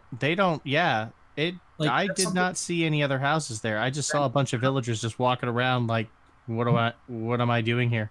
What do I do? And you got to kind of help them. Yeah, and the map on the treehouse, like, there were no houses really anywhere.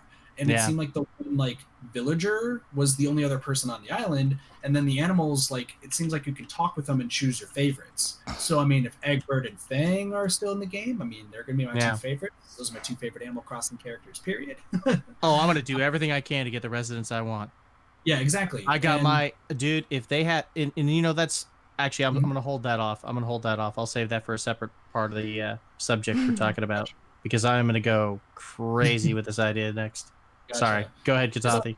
It's all good. But, like, if you're able to place the houses where you want to build it, similar to, like, the special work projects. The public works projects. Yeah. Like, you could just, like, the houses around, help really your cool. villagers decide where they want to be. Exactly. Like, I'm gonna make them decide where they're gonna be. It's like, I'm gonna build this cafe here. I'm gonna build this here. It's like, oh no, but I want to put my house right here. No, you're not. Yeah, exactly. Because other games, like, this is something that is struggled, like, an Animal Crossing player's soul gets struggled when you build your cafe, you got Brewster making your coffee, and then I remember this. And all of a sudden, somebody places their house right in front of the cafe, and it's just like, great. Now, and you're one of my favorites, so now you need to leave to move this house. No, okay, now a second person put it there. Come on, guys, the cafe's popular. Like, guys, it's like, guys, come on, cafe, business. Right? I know you want to live there, but business is booming, so you need to step away. Yeah, that's why I'm so hoping that you can put the houses where you want to put them, similar to the public works projects. Yeah. People also put it on Twitter, you might not need bridges anymore because you have the pole vault. I still would prefer bridges, honestly. Bridges. I'm sure the pole vault is more of a novelty, I would say. I'm sure that as you play the game more often, you will be able to find the resources necessary to build that bridge, and of course you'll be able to put it where you want. Exactly. Do you have also something you want to chime in, because Mega's even we're gonna just keep on going and going and going. We got to get Dumo in here. What am I gonna say? Oh!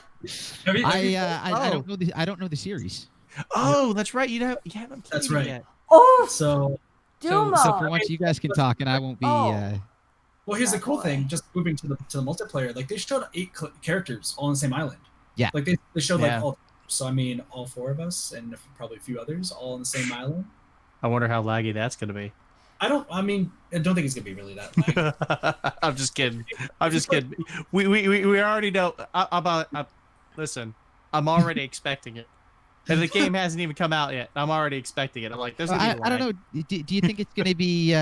Splatoon isn't that laggy. It just has good connection issues, and it's the same team. Yeah, and I'm glad you mentioned that. Is that comforting, or is that a discomfort? I think it's great that the Splatoon 2 team is the same development team that is doing Animal Crossing.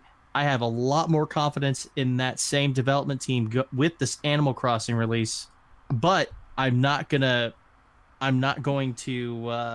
deny the fact that, you know, I'm not going to ignore the fact or pretend that lag's not going to happen, because, you know, it happens. The new So Leaf. I'm just going to keep my hopes low, and that way I'm not poorly or sorely disappointed when it comes out. So I mean, my hopes are just similar to New Leaf, because New Leaf was actually, like, their online was fantastic. Dream Suite and the and just like visiting your friends' islands or islands, towns in this case. Yeah, in this case it's islands, towns and New oh Leaf. gosh, top 10 features that needs to come back to frickin' Animal Crossing, or like that needs to be in Animal Crossing New Horizons. I see it already. I already see it. Oh. Man, Make the video, get because it out New there. Leaf because New Leaf had a lot of great new features that just really took the. I mean, they really broke the mold with the Animal Crossing franchise with New Leaf, because they introduced the ability to view other people's towns. Yeah. You know, The without Dream having to Suite connect feature to is their pretty cool. yeah, without having to like actually go to their town. Um, you know, with them being connected to the internet, they downloaded it to an offsite, whatever, I'm assuming a server. Yeah. And you can go to it from, like, you know, as long as they keep that Dream Suite code refreshed, you'd be able to go back to it, and then you get to explore their town and in a Dream Suite mode. And then of course, you know, with the internet connectivity, you could actually play online with somebody. It didn't matter if they were local or on the other side of the world. You could play online with them as long as they had a stable internet connection. So that was great.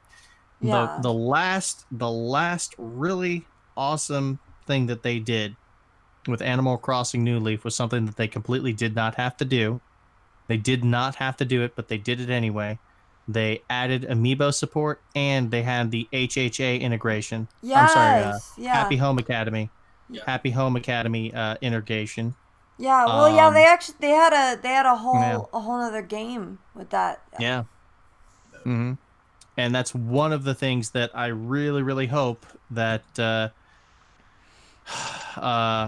they bring back, Yeah. with Animal Crossing New Horizon. Is, you know, we've got all these amiibo cards and amiibos that they released a couple of years back. Yes. Yes. What's going to happen to those? Are we going to be able to utilize those in New Horizons? There was no mention made of that during the Treehouse event or during the trailer. So, I mean, we have a release date. I'm happy. The game's coming out. It's not being delayed or pushed back or I mean, I'm sorry. It's not like a restart of development or anything like that, like some rumors have been posting online. You know, they have a definitive solid release date, so we know it's coming and it's expected. But I still want to see some sort of, you know, confirmation that, you know, the money that we spent on those amiibo cards, on those amiibos, you know, that's still money that's well spent, and we're gonna still get that amiibo integration. I would be blown away if they don't have amiibo support. I mean, it's such a small thing to put into a game, and it's like Breath of the Wild didn't need amiibo support at all, but it got it. Splatoon, like, it doesn't really need amiibo support, but it got it. Yeah.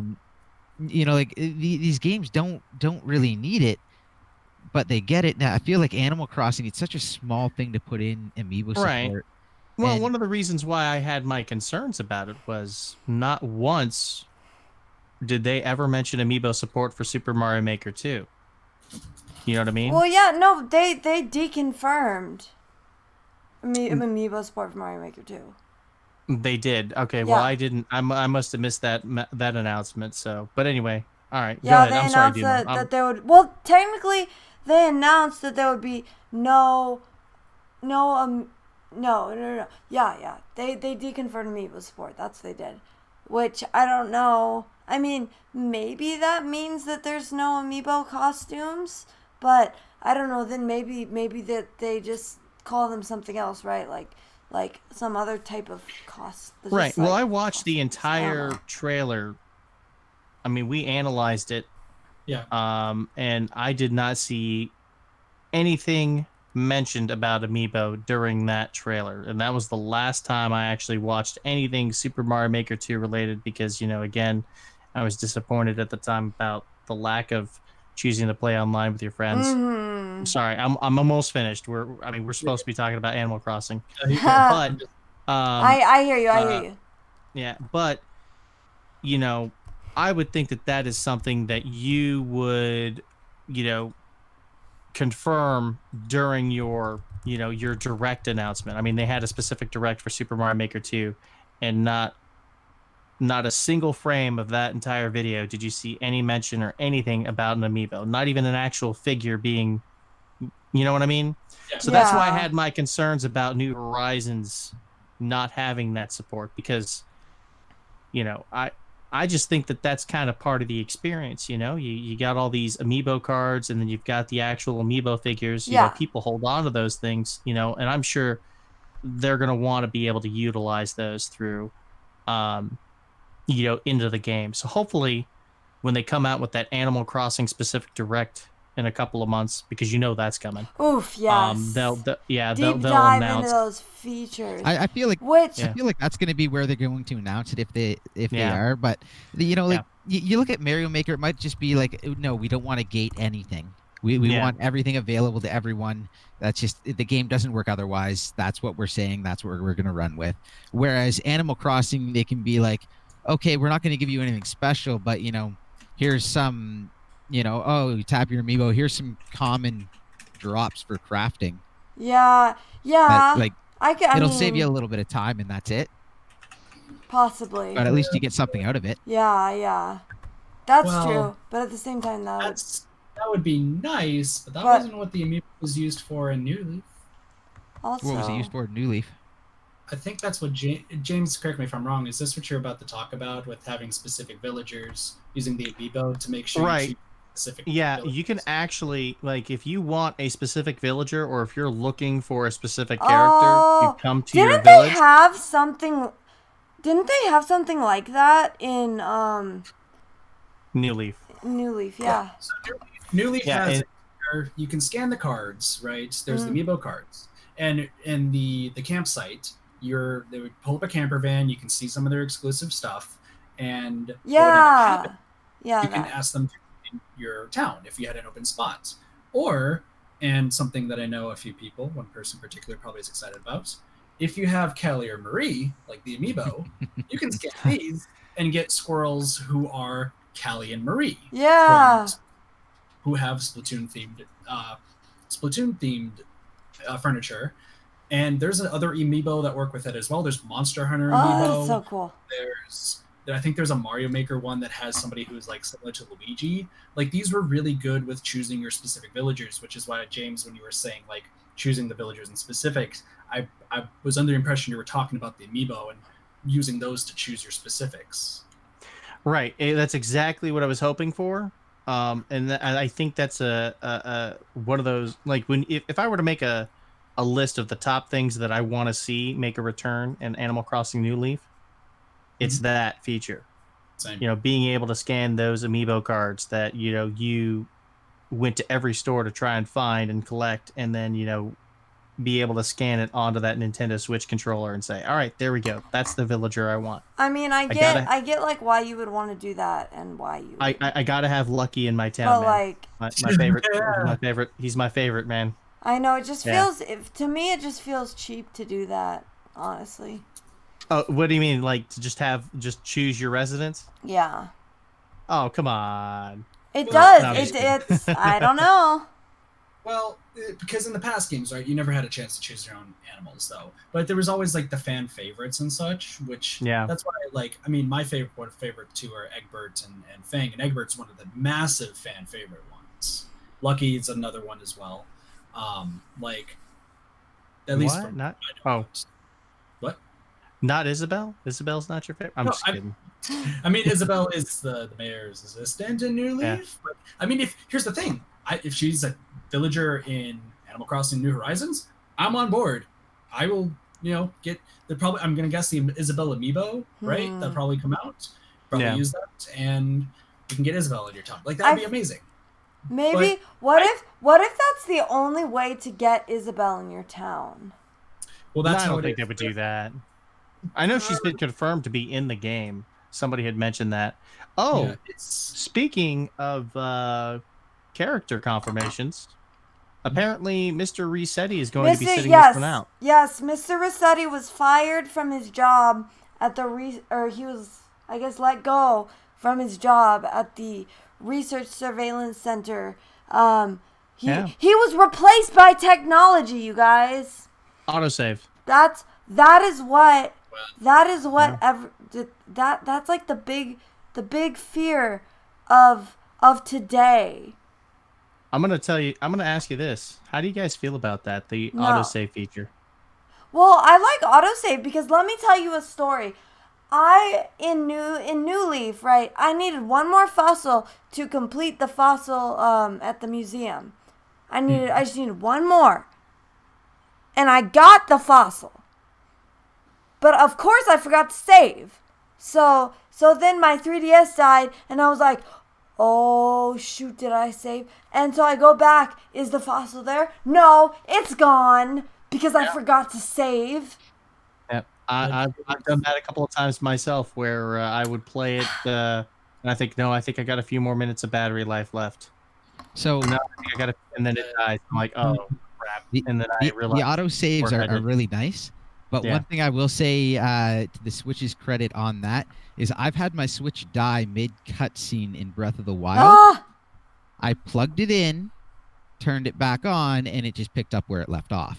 Oh, that's incredible. Oh, true. I mean, yes. I've never had that happen to me, and the fact that you said that just impressed me more about the system itself. It didn't so much die. It just, when it hit a certain power level, like when the battery got low enough, it just went into like a deep sleep mode.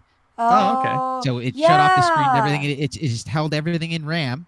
And then probably if I would have left it for a couple days and the battery actually fully depleted, I would have lost it. Yeah. But since I plugged it in like within a couple minutes, nothing got lost, and the battery power did not fully dissipate. So my spot was still saved and it turned right back on, and I was very relieved at that. Yeah, well, now from that deep sleep, you can technically turn it back on, and continue doing it. But I mean, like, why would you? In that case, in your case, just then. I do want to say though, as far as Rossetti goes, I mean, is anyone? First off, he wasn't he kind of was a New Leaf, but not really. Yeah, you'd had to build the Reset Surveillance Center, and who's going to want to spend the 500,000 bells for that? Oof, true. Just to give him his job back. Like, not many people would have. But honestly, Mr. Rossetti is kind of a key player in Animal Crossing, just because he's fired from being in the game because of autosave doesn't mean he's not in the game. No, I'm sure he's going to be in the game in some capacity. Like guys, listen to me now. He could be like a financial advisor. Like, why didn't you save? Why didn't you save? Because you could definitely, there's 1,000 different jobs that you could be in the game that they can put him in. It's just like when people are like, "Oh no, he got fired. That's terrible," and I'm like, "So you saying you actually built the reset center? And man, you must have a good heart. I could never do that." No, true. No, I had other public works projects to spend my bells on. I feel like this is gonna be a character. I feel you. But I feel like this is going to be a character that 10 years from now, there's going to be another Animal Crossing, and people are going to announce it, and then a bunch of old people are going to be like, "Yay! He's in the game!" And a bunch of newer people are like, "Who the heck is that? Why do I care?" He was how you save. It's like, what do you mean? What do you mean how you save? Like he followed you around and wrote things down? Like what? He was your navvy. He's just your navvy, just your navvy. Hey, listen, save. Mr. Resetti was because a lot of people, when they realize, "Oh crap, I forgot to do this," or "Oh man, I should have done this. I don't like what I did," So they go to the reset button on the GameCube or the Wii console or the DS or whatever without saving. And this very animated fellow proceeds to chastise you for not saving the game. And it's not for a few minutes. He sits there and he talks and chastises you for a while, and you have to endure that before you can go back into your game. So you're like, I just want to start my game, dude. I just want to start my game. And the more times you fail to save, it gets worse. It gets longer and longer. It does. That's awesome. And you know what? And people love that about him. Well, but it's kind of a dishonest way to play, and they're not stopping you from doing it, but they're discouraging you in a fun way. Yeah. And you know what? And I'm sure they'll have another role for him. Oh, absolutely. Yeah. In the game somehow. Maybe he'll be working at Brewster's. I don't know. But we'll see. Maybe he'll be like because he's a mole, right? Like he can burrow deep within the earth, right? So maybe he's like a mail carrier between like the island and the mainland or something. Yeah. I don't know, or like between islands. That job's already taken by I forgot his name. He's the Pelican. He works with yeah, that's right. Pete. Oh well, maybe we'll see him at the coffee shop wearing a Hawaiian shirt or something. I was like, I'm retired. You know what I mean? How many of you guys played Pokemon Platinum? Retired. I haven't. Yep. Yeah, like. Okay. I haven't played. I haven't Pokemon either. Platinum. I don't know how well I remember it. It's been a while, but yes. So Pokemon Platinum had the digger suit or the digger equipment. Oh yeah. Where you dig into the ground and like hit the walls and mine for stuff. Yeah. I wonder if Rossetti could be that. Yeah, it could be like the underground person, like in the island. You go underground to dig for different like materials and such and fossils. Interesting. Because he's a mole, he goes underground. Ooh. Like, he just goes that's at least what I'm thinking. The underground was a lot of fun. In Platinum? Yeah. Oh boy, I enjoyed it. I really like that. I would love that to come back. In Animal Crossing, I feel like that would be really cool because you could use the screen and just like, because I mean, I believe it's not too often used, but I believe that the screen on the Switch is touchscreen as well. It definitely is. It is. So it's not too often used. It's like, touchscreen, same technology as your cell phone. Yeah, so I'm thinking like it could definitely be used to like hit the different parts of like the mining minigame, and instead of it being the Pokemon Platinum mining for like materials and like old ambers or whatever, you're now finding fossils down there. Yeah. That would be. So yeah. That would be an interesting. That would. Kitathi, you'd mentioned during the. I'm sorry. Go ahead, Kazoo. Oh, I was just no. You go ahead. You go ahead. I was gonna say, Kitathi, you'd mentioned instead of having to go to Blathers to, have him decipher the fossils. You would take a class and then you would learn. You would learn how to identify them, and then he's like, okay, this is this fossil, and done. What if they don't have a museum at all? What if they don't have fossils? No museum. You know what I mean? Oh. Yeah. I don't know. It's just one of those things where I feel like they're gonna take some new things and they're gonna introduce it into Animal Crossing, and then they're gonna kind of take some of the older things away. Yeah, older things out and say, you know what? I think we're done with museums. It just seemed like a really cheap way for people to just earn bells, because what did we do with our fossils? Honestly, we dug them up, we ran them over to Blathers, and we're like, all right, now I'm gonna sell these over at retail, make lots and lots of bells, and then we'll buy some new furniture at Gracie's. Oh yeah. There you go. Yeah, I feel like I don't know. Well, here's the thing. If it's a city builder, like I'm thinking it is, similar to like building your houses, you could probably build a museum and sell fossils there. But I'm also thinking that rather than just like having your fossils and your bugs and your fish going there, there's probably also a store you might be able to build. Like this is something I wanted in New Leaf, but it wasn't like too possible. But something I'm hoping for New Horizons is a store specifically that's interested in buying the repeat like with Tom Nook's shop, right? You can sell bugs and fossils and all that sort of stuff. But maybe a shop specifically that wants the fossils, like, to be discovered and sell it there, like a specific shop for that, compared to Nook's where, like, it gives you different options, and like you have different stores that would buy things for a higher price because that's what they're interested in. Like, I'd be down to build a museum so Blathers and Celeste can have their jobs. Oof. And then going over to, say, another store, right? That's like, we want fossils. Like, we'll take your repeat fossils and we'll give you like 10,000 bells. And I'll be like, okay, here you go. I've already built the entire museum. Here's all my fossils, because that will give you another reason to keep using the fossils. Yeah. Same if there's like a store for bugs and the same for a store of fishing. It gives you another reason to continue to do that. There's a lot of things that are going to be missing. You're on a deserted island. That's You're true. not going to have retail. You're not going to have the you're not going to have the stores. Yeah, you're on a desert island, but it seems like to me that I'm still on the idea, and it's going to be really hard to, until the game comes out, we'll know for sure, but it seems like it could be building up a city on a deserted island. I mean, when you start off Animal Crossing normally, you have a deserted piece of land with like 2 villages on it. You know what I'm going to miss? I'm going to miss the home showcase that you got via Street Pass. You guys remember that? Yes, true. I love that the Happy feature. Home Academy show. Oh man, I love that feature, man. True. I mean, there could be something using people's like Switch like friend code, like you can see their houses there. Like there's a lot of what ifs, right? We can't see too much from the trailer. It's good that we got like a release date. It's good that, I mean, even the Treehouse event is like, it showed us. All right, what's going on here? It did not show us much. I mean, they showed us, this is how you craft stuff. These are what the Nook Miles do. They're like points. Do this.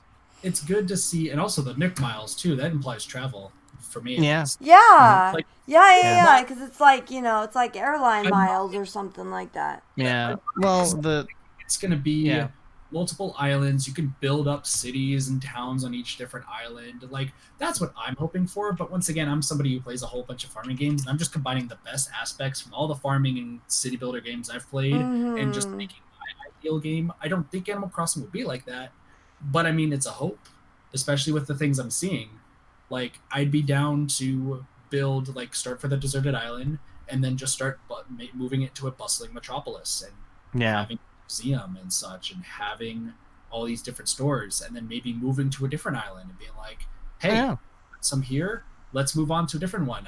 Let's continue getting some more villagers until we're at, like, there's so many different ways. That'd be so cool. Just have like 10 different islands or something, and like in New Leaf and in some of the previous iterations of Animal Crossing, you had the ability to have multiple players in one town for that specific cartridge or file.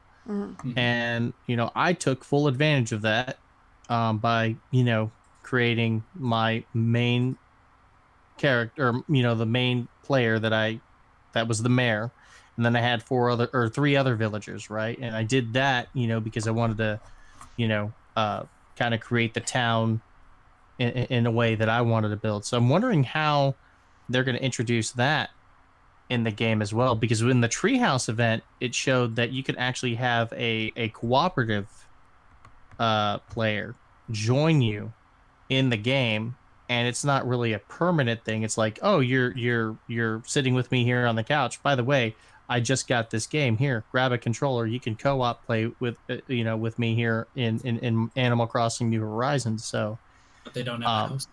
But yes, right. They didn't have a house. The way they demonstrated it and presented it, it looked like it was just one of those situations where, like, in Pokemon Let's Go Pikachu or Let's Go Eevee, you hand them the other Switch Joy-Con, and then now you've got 2 characters playing the same game cooperatively. So that's what it looked like to me. And I was wondering how that was going to be introduced, where if you have one cartridge and if you have multiple players in one household, are they going to be able to have their own are they going to be able to have their own house on your deserted island, or are they going to have their own deserted island in that same world, if you will? Oh, yeah, that would make sense. It Because sounded to me that like kind of they drives were. into what, It kind sounded to me like of, they were just gonna do like the same like this like you could have multiple people on one file, but they would all be on the same island. That's how it sounded to me. But yeah, I got to go back and I can't watch the footage enough because I go back and I catch a lot of different nuances in the footage that just intrigues me and I want to find out more about. So yeah, I'll be going back and watching it a third time again. So there was Go. there was a link in your Discord, James, of a Google Doc that was like 30 pages long of like breaking down what they saw in the trailer. I couldn't really? I couldn't really go through all of it or much of it because it was on my phone and it was being ridiculous. And, I remember. Yeah, I remember it would somebody scroll posted that. sideways, but then it wouldn't scroll up and down. It was driving me nuts, so I just stopped. But it started off showing like dynamic shadows and stuff, like shadows changing over time and yeah, all sorts of stuff there. Like there was a lot to it. It was really really well done. From what I saw early on. Alrighty, okay. Because I would have to look through that. I want to see that. Yeah, I'm actually looking at it right now. I'm gonna look at it later because we still have another major announcement that we were gonna have to talk about major topic. So, and we're actually gonna have a subject to talk about in which Dumo can participate in finally. Yeah, finally, right? Yeah. So yes,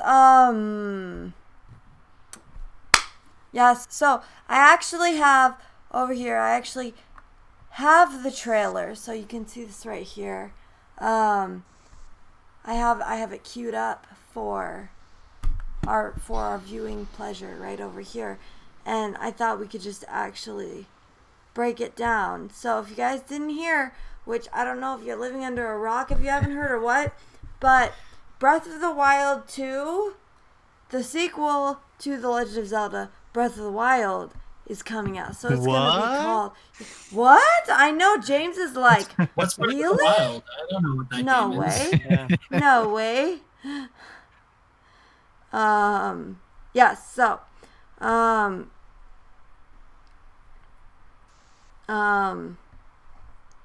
so yeah, we're gonna go ahead and we're gonna look at it frame by frame. So we start right now. This swirling green energy that you see in the beginning of the trailer, it is actually I've brushed up a lot on this, and it is actually it's Gerudo text. So you can actually see where it says right here. You can actually see where it says Seal Ganon in these, and then then we kind of fade out to this shot of the green spiral with all the malice pouring out. Yeah. Right now we're basically in a some sort of we can assume that we're underground. So we're in some sort of kind of catacombs underground. This shot right here with the torch, this is where I realized, I was like, oh shoot, it's Zelda, because that torch looks exactly like the one in Breath of the Wild.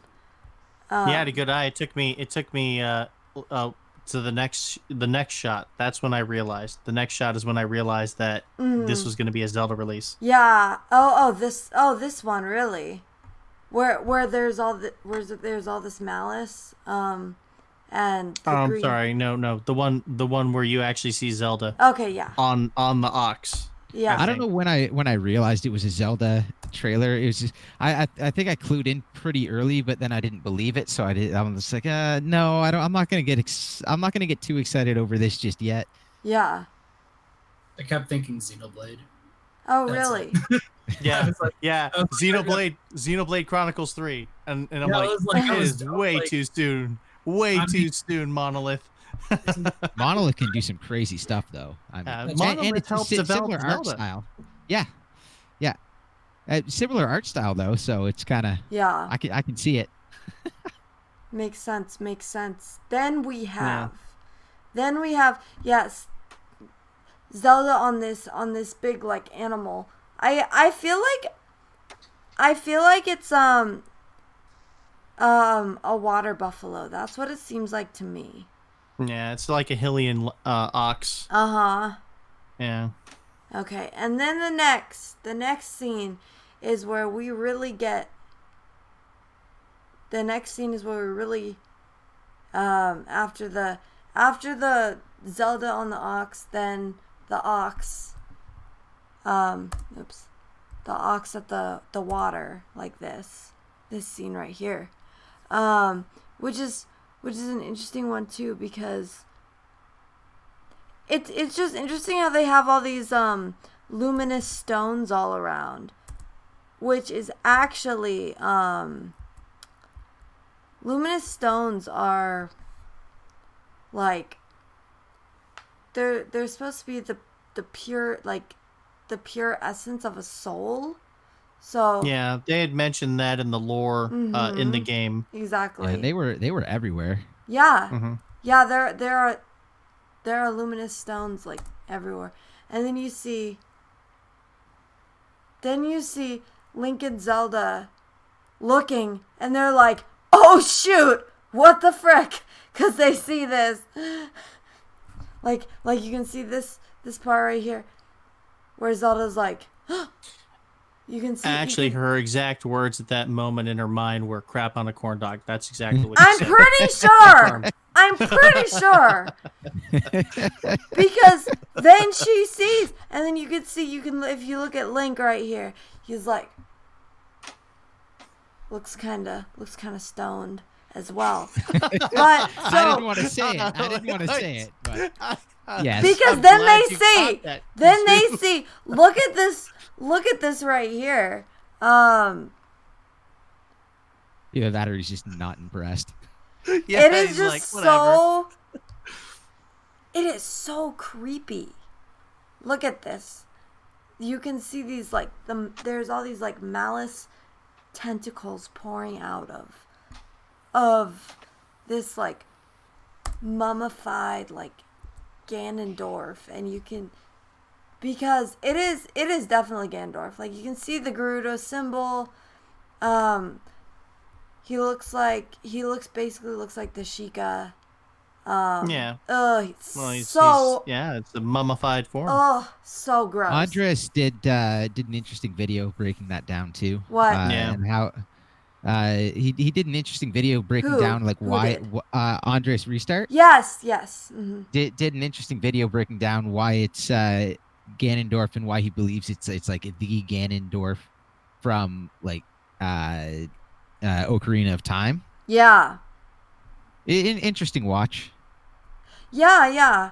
I mean, There's gonna be so many theories between now For and when the sure. game comes Oh, out. It's yeah. gonna be wild. oh, Oh, so my God, As many. there yeah. always is. Yeah. But Yeah. it's gonna be a lot of fun. Yeah. So Better get this, started on your theory videos, guys. You want I the mean, views. yeah. I had somebody post their own theory on our Discord publicly, and I'm like, listen, buddy, that is an awesome theory. You might want to take that off of this server and work on a YouTube video, because because the person who catches that and posts it out as content on any platform, they're the author. Yeah. And you know what I mean? And Yeah, you want to keep that. You You want to keep that close to your chest. Oh yeah, absolutely. There's a lot of great theories coming out right now in reference to this very short trailer that has a lot of people speculating about what this next Zelda is going to be all about. Yeah, I know, I think right? it's great. And then I think it's awesome. Yeah, and then so this shot is very interesting to me, because I don't know it, because so you guys may know that the Ganondorf from Ocarina of Time, from Ocarina of Time and Twilight Princess, they both have significant stab wounds in their chest, like and that's right where that hand is holding this Ganondorf, this Breath of the Wild Ganondorf, down. So I would say that we don't know if this hand is trying to contain the malice, but it just can't contain it, or if like trying to hold the seal back, but can't quite contain it, or if the hand is trying to revive him. Because the reason that makes me question this is, you can see Link kind of, he kind of like with the mouth, or with the energy from the hand, he kind of like takes them, like he kind of like takes it in to his hand, sort of. I don't know if it, but yeah, like right here, it's like very quick, as you can see, and then you get the malice just goes, man, it moves really, really fast. I ran into this problem before, so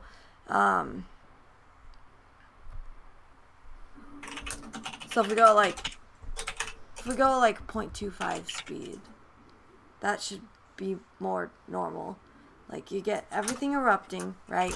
And then you get that like shoots into Link's hand.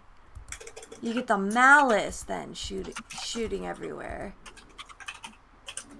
Zelda and Link grasp hands. Now here, this is interesting, because this is ruins of, well, presumably ruins. So this could potentially be the first dungeon. This could mean a potential a potential return to proper dungeons. See, that's one thing I think I'd really like at this point. Yes. Especially since they're staying in the same world. The dungeons, like going through Hyrule Castle in Breath of the Wild, like I didn't miss dungeons at all, and then going through Hyrule Castle, I was like, ooh. Yes. This is really well done, and I want more of this right now. Oh yeah. Yeah. You know, the entire game, I was perfectly fine without any dungeons, but then to kind of get a taste of like a really nice, really well done one in that world, the setting, exactly, with the mechanics, exactly. I was just like, oh, this is so good. Nice. I like this. So it's definitely going to have a dark undertone to it as well. well. Yeah. They're saying darker than Majora's Mask. Than Majora's Mask is what they're saying. Where everyone but not dies related in 3 to days. I will give it to me. I want it. It's like, it sounds horrible, but I mean, you know, storyline wise, but you know, we saw how successful Majora's Mask was and how many people loved playing that game based on, you know, how well they wrote that. So it's one of my absolute favorites. Yeah. So you can also, in this scene right here that I have on the screen right now, it's the scene with the silhouette of Ganon and then that hand. So it's like, that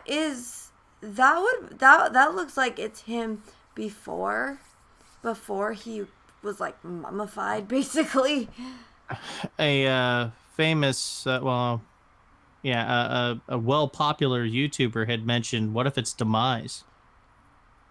Yes. You know, what if they kind of switch it up and say that's Demise, not Ganon?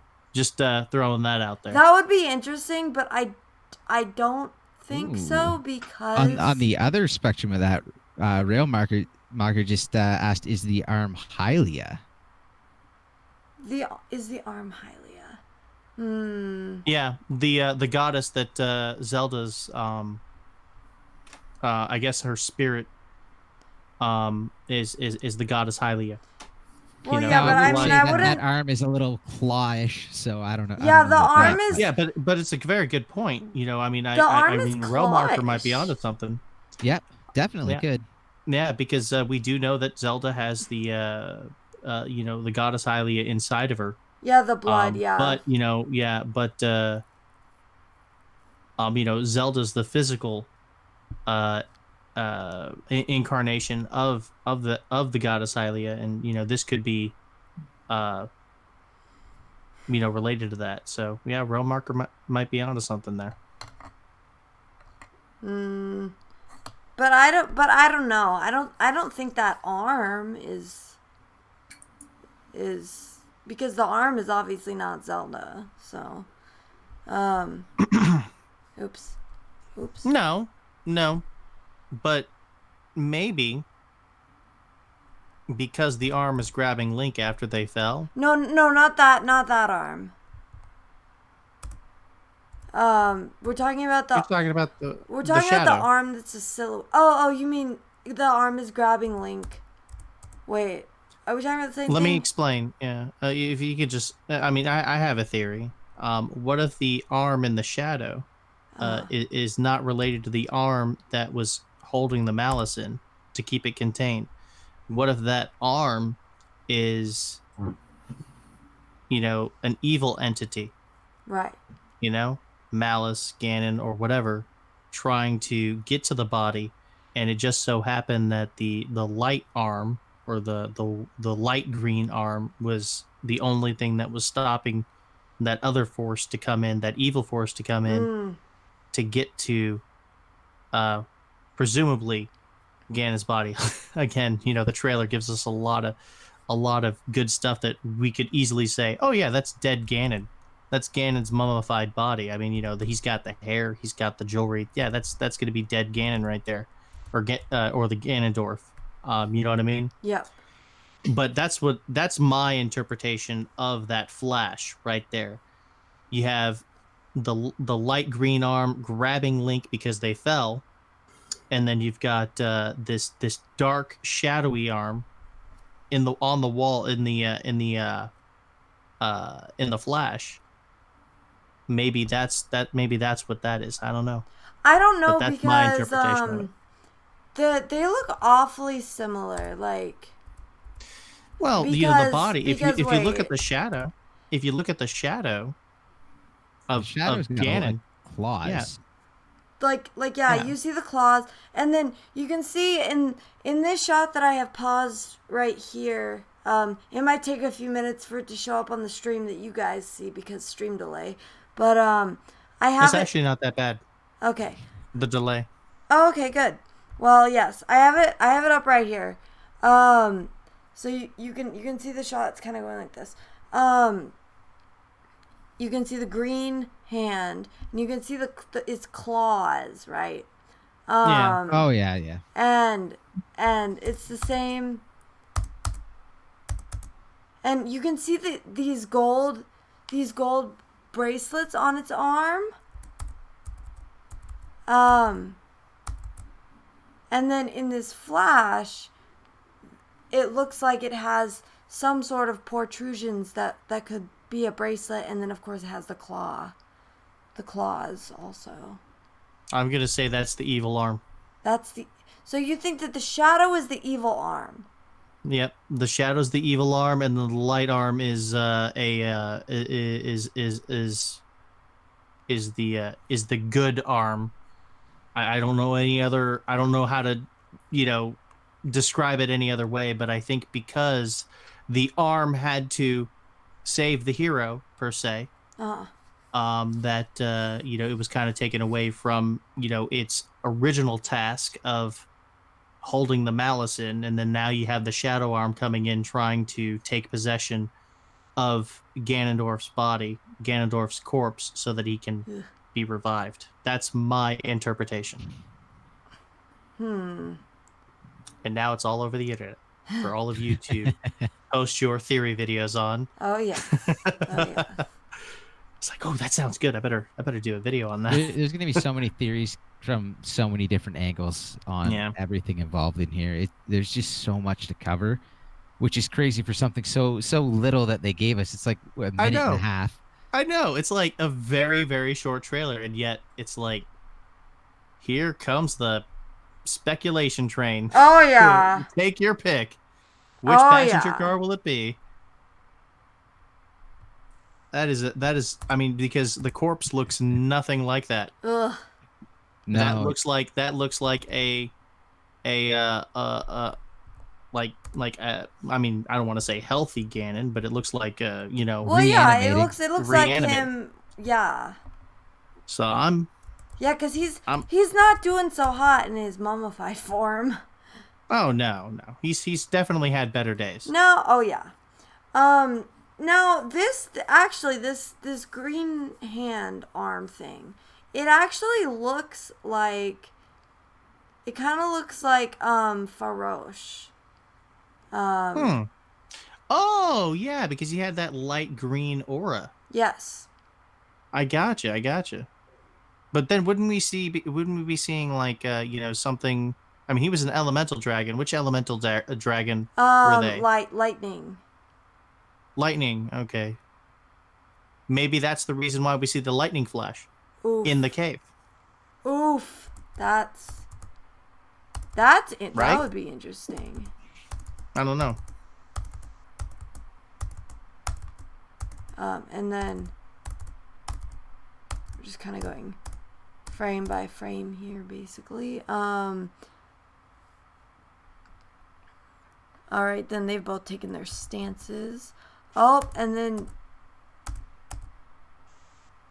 Zelda kind of falls. You see, ew, gross. You see Ganon's hand twitch. You see Zelda turn around like that, and he stirs. His neck cracks. Ugh, disgusting. I have a hard time watching it because it creeps me out. It's so creepy.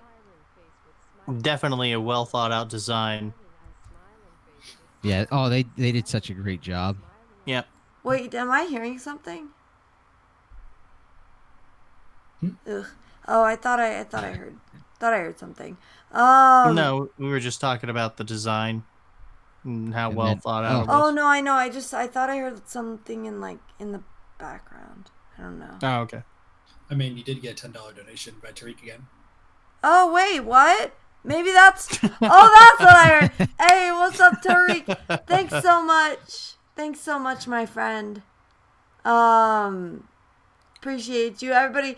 Hashtag Tarek Cook in the chat, or Tarek the Demon Lord of Water and Magic. Yes, the Splatfest is here.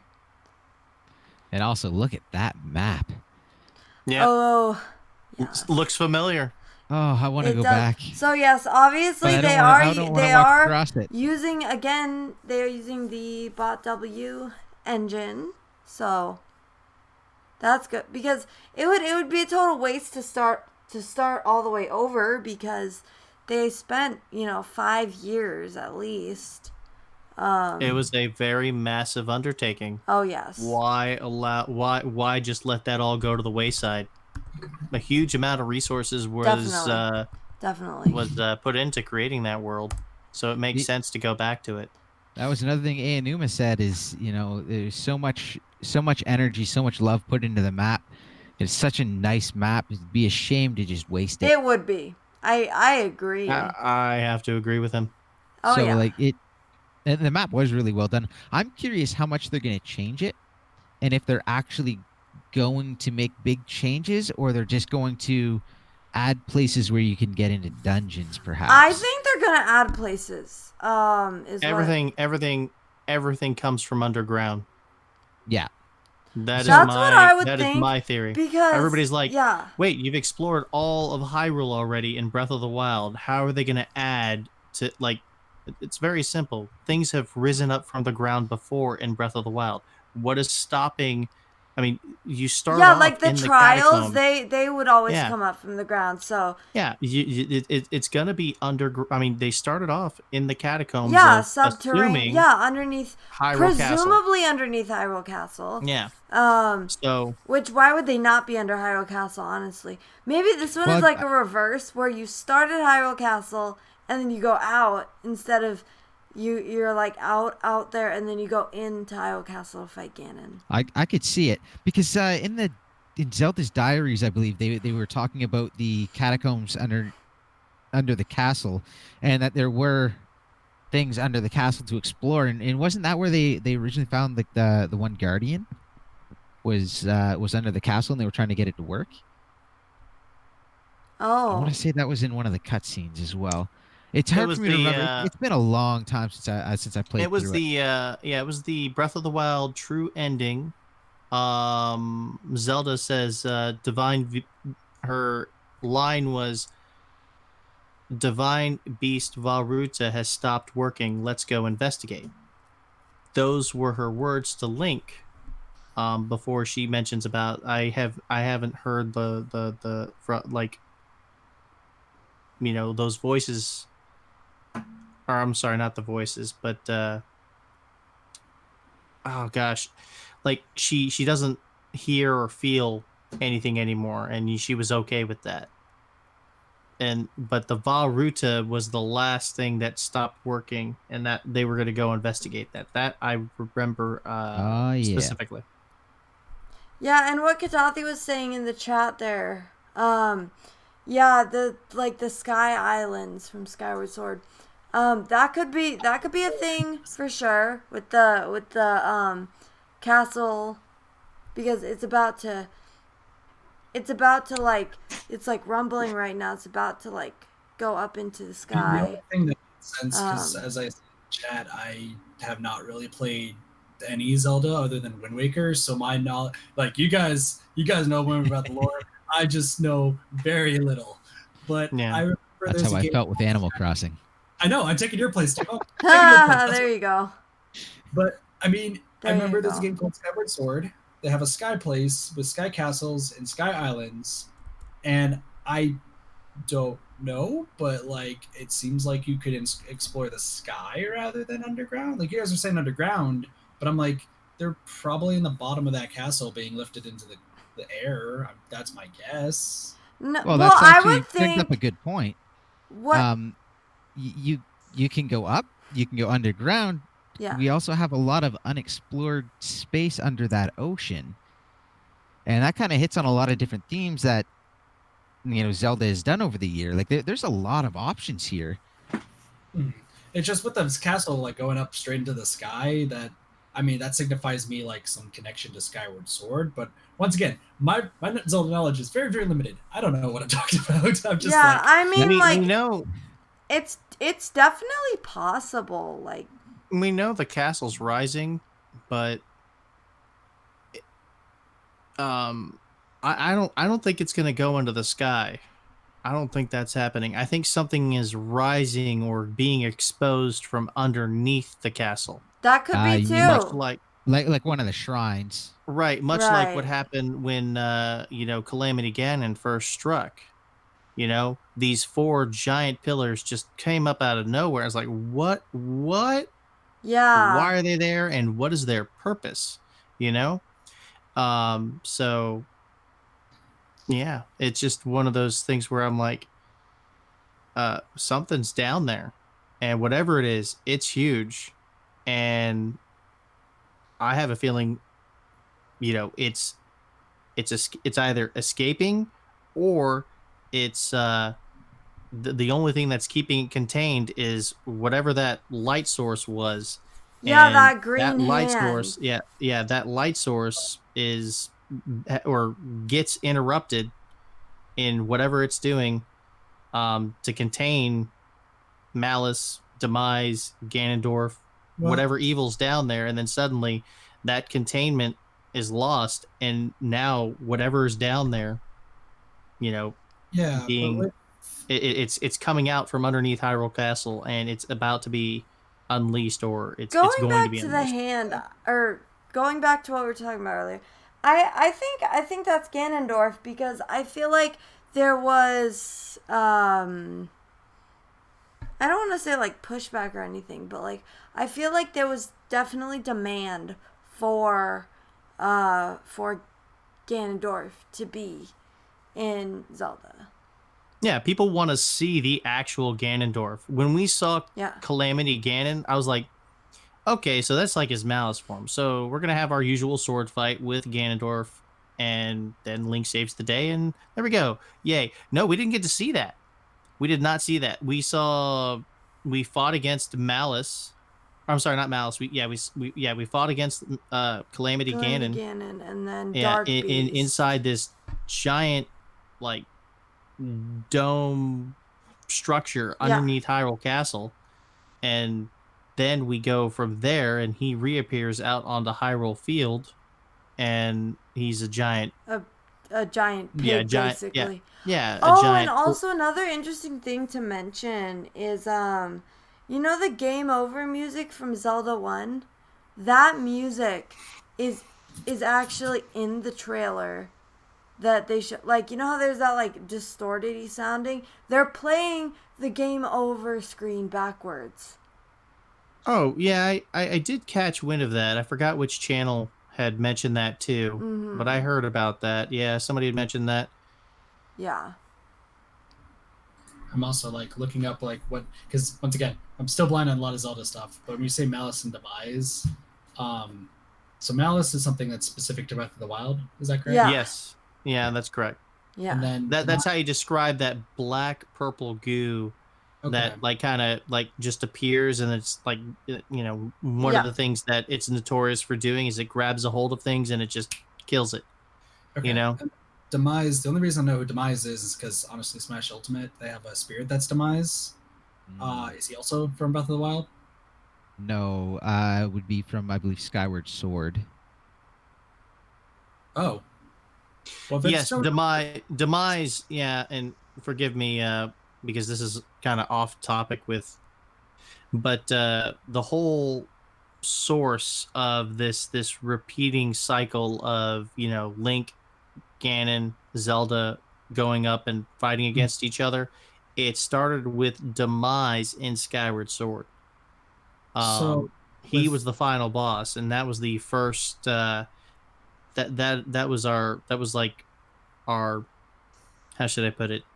That was like the introduction to the reason why there's always going to be, you know, a battle against, you know, good and evil in Hyrule, because you have Demise who casts this curse upon, you know, all the generations. Yeah, all the generations to come, that you will always face, you know, this curse of having to deal with me. I will come back and you know, I don't think that's going off topic there too much. Yeah.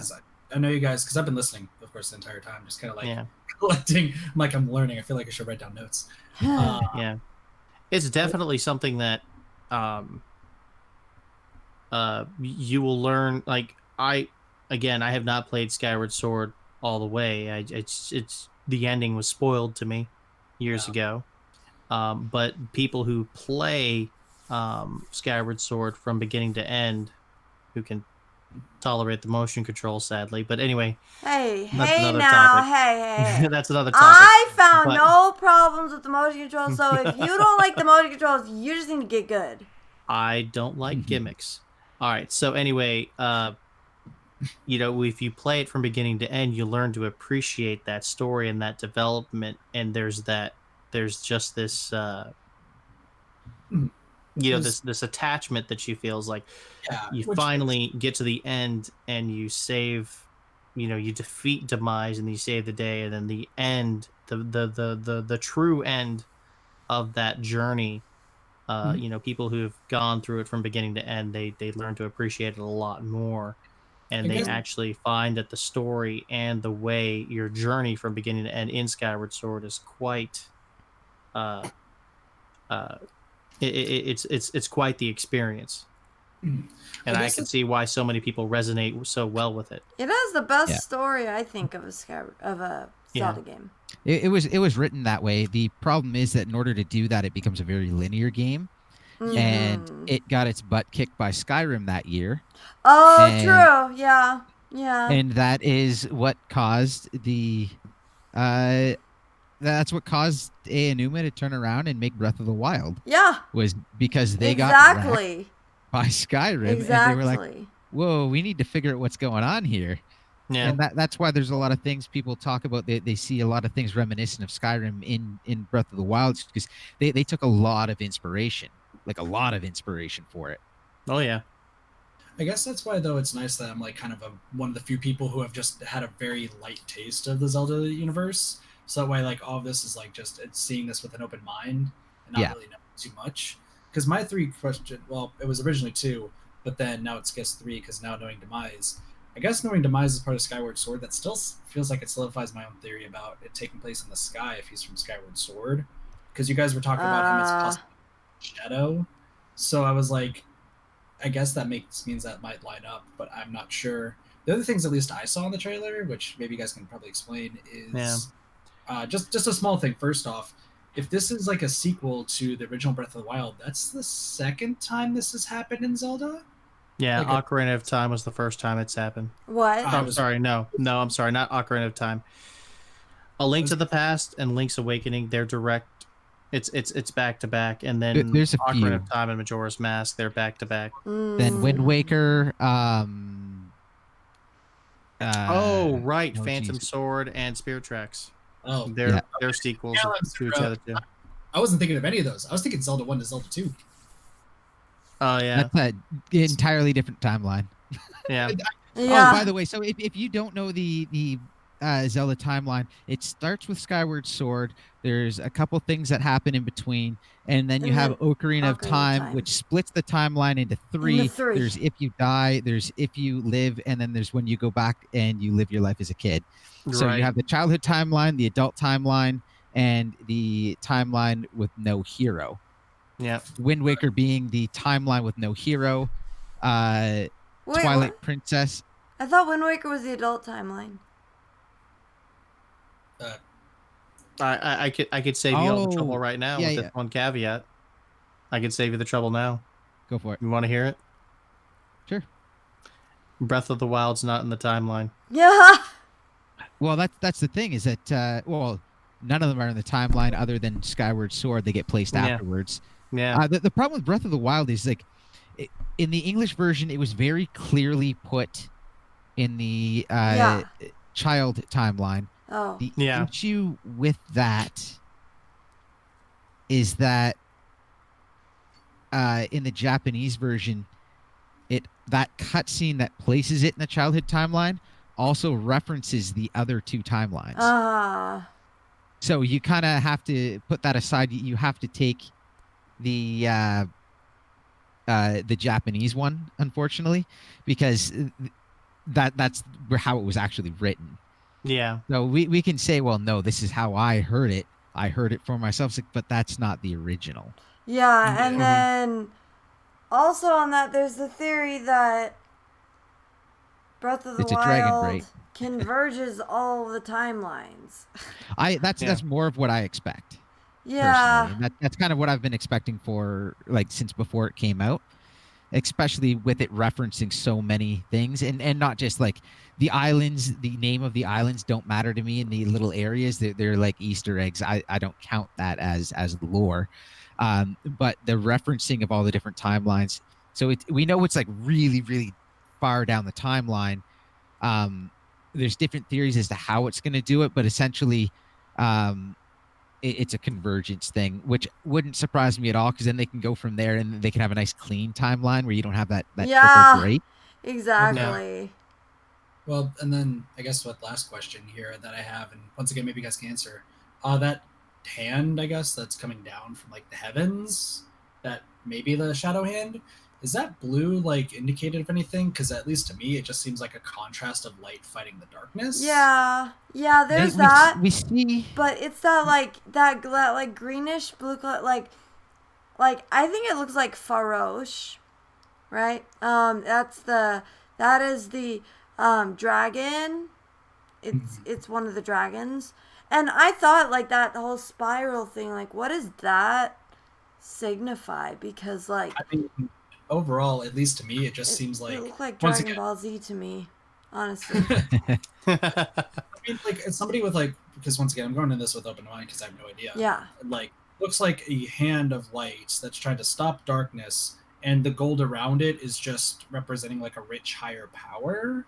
Just because like arms with bangles. At least this is just me, but yeah. we see this like so the blue arm with the gold on it. We see it often in Breath of the Wild in the shrines. It's the elders that are there in the shrines. The monks. Yes, thank you, the monks. So it's not something that we haven't seen in Breath of the Wild. Okay.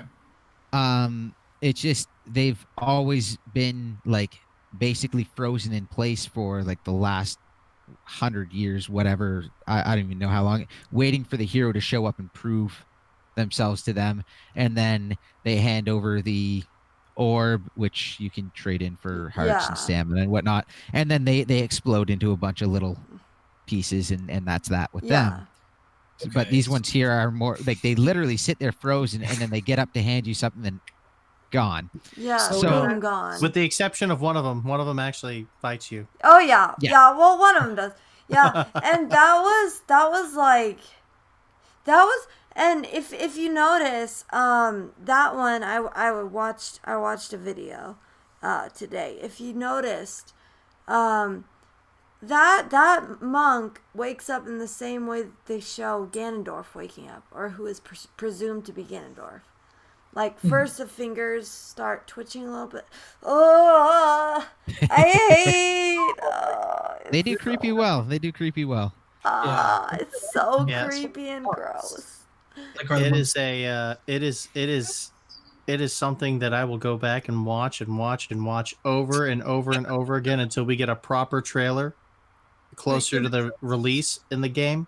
And I am just absolutely impressed with the just all the things that they can give us to talk about, from a 1 minute little teaser.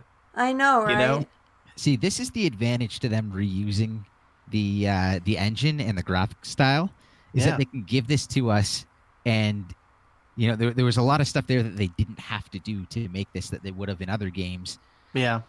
So, like if you look at the trailer, it wasn't a trailer that we got for Animal Crossing, right? That they just said a new Animal Crossing is being made, and then Metroid Prime 4, literally a logo, and that's that blew all. people's minds.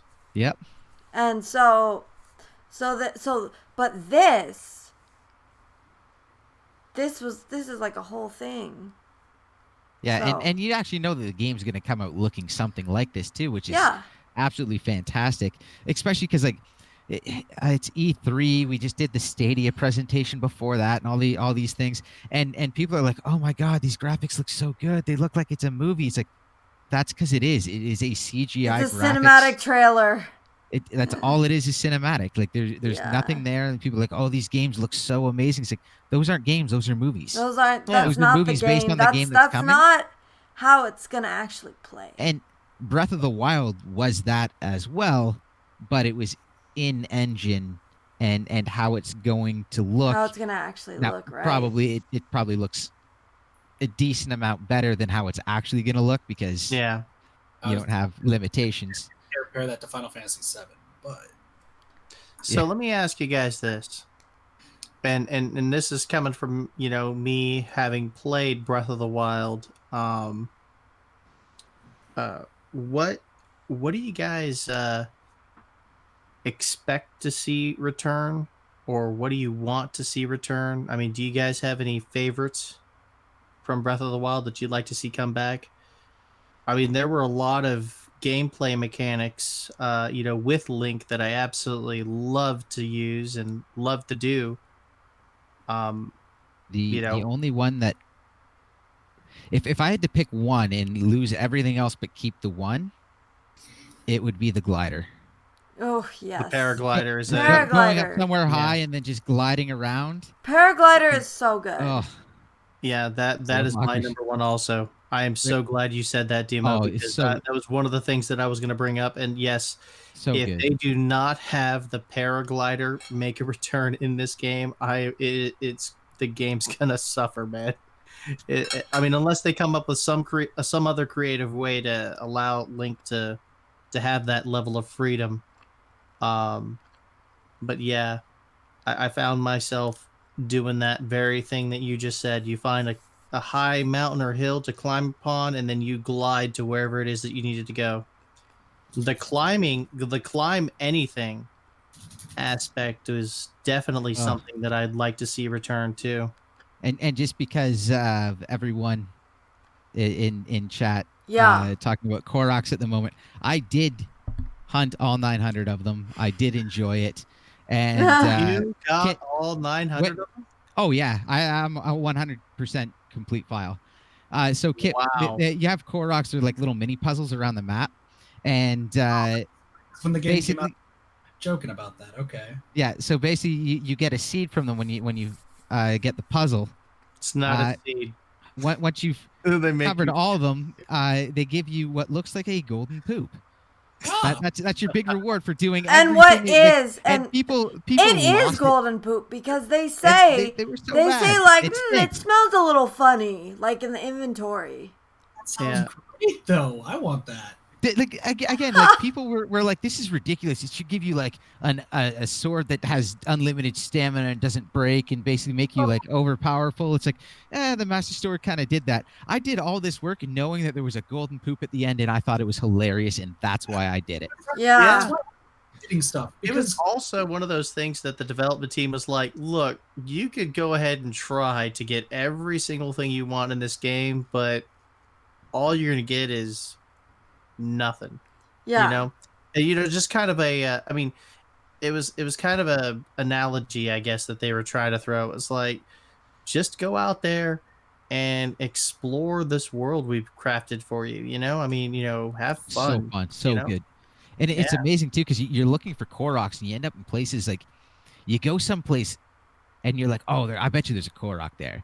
You go there. Yes. It's sometimes Yes. like a lot of times you find one. Other times it's like, oh, there's no Korok here, and then you look around, and you're like, oh, I need 3 more screenshots Yes. because like Yeah, everything this just is the like- scenery is just so beautiful, and like you really end up scouring the whole map, even if you're using another map that tells you where the Koroks are, and you're just jumping from one to the next. You really do see so much of the map. And then when you Yeah. actually go to 100% it, there's a few places that you probably will not go that you have to go to have it pop up on the map. And I was stuck at like 99.9 or whatever it is. It drove me nuts for a while. And then I found out that it was actually the Goron city. I had to walk like 2 feet onto the bridge that I just kind of glided under and then climbed up the wall on the other side originally. And it's like, oh, that's all I That is- needed was this. that Like I is was the all one around the thing, bridge. I was standing on the bridge at one point in time. I just didn't walk far enough down to have it little pop up, and that's all I was missing. I think the with that completionist aspect, a YouTuber had mentioned this. They did a really good review series on Breath of the Wild because they loved it so much. They gave it a proper review series. Like they did several episodes of it. Some of you guys in the chat might know who I'm talking about. Yeah, I know you're talking about. I don't have permission to mention him by a name, so I don't want to get anybody in trouble. So, what's it called? But anyway, the Korok seeds, they kind of just reinforce the whole exploration and finding things on your own. That's one of the that's one of the beautiful things about what the development team did with that game. They carefully went around and placed every single little Korok seed, or Korok, in different parts of this world, just so that it's like, I'm not, looking for a Korok, Yeah. but I just happen to happily find this Korok here by happenstance. This is wonderful. It's great.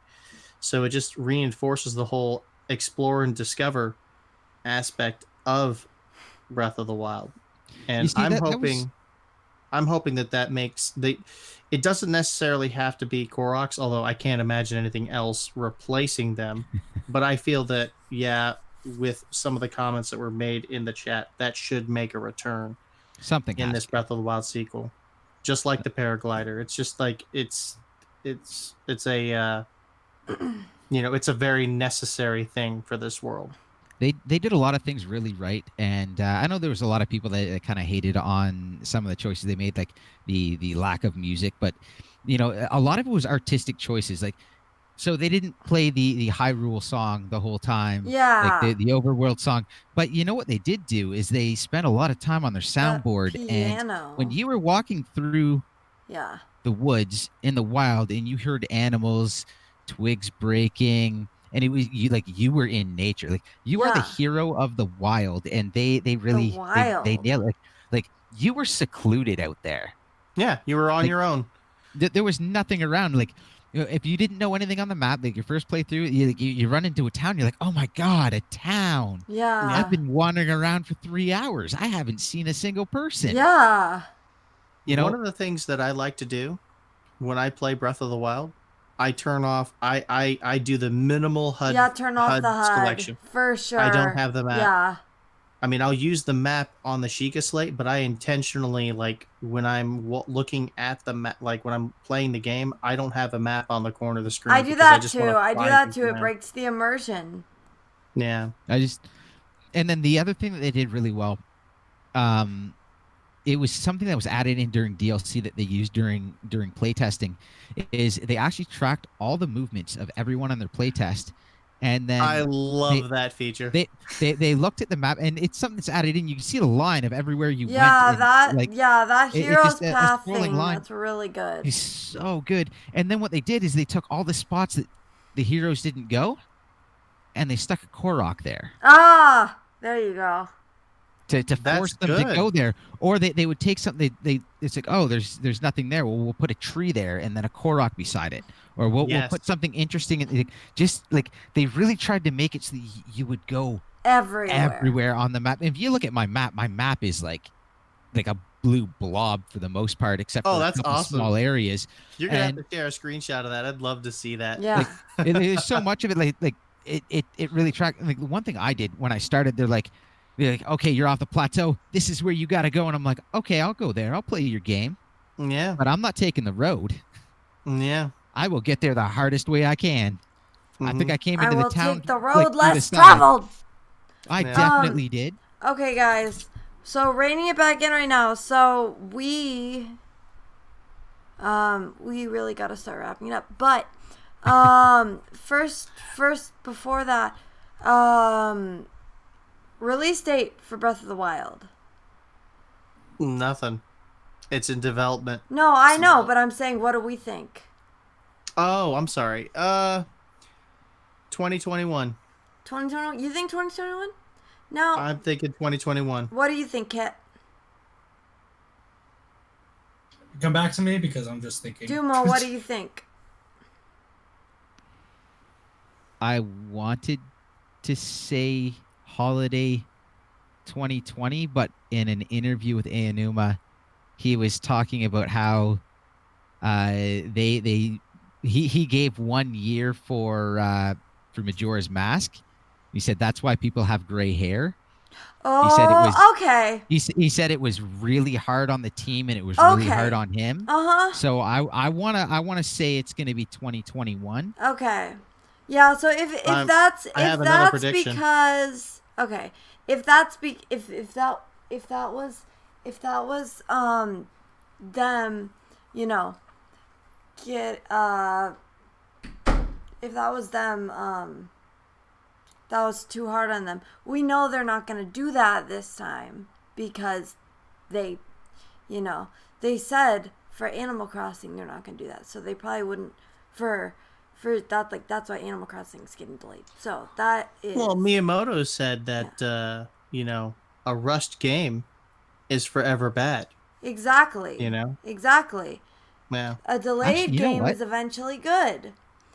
Yeah. I'm gonna say. I'm actually going to change it. I'm going to be crazy here. I'm going to predict 2020. Holiday 2020. Reason being, it's not just the Zelda team anymore.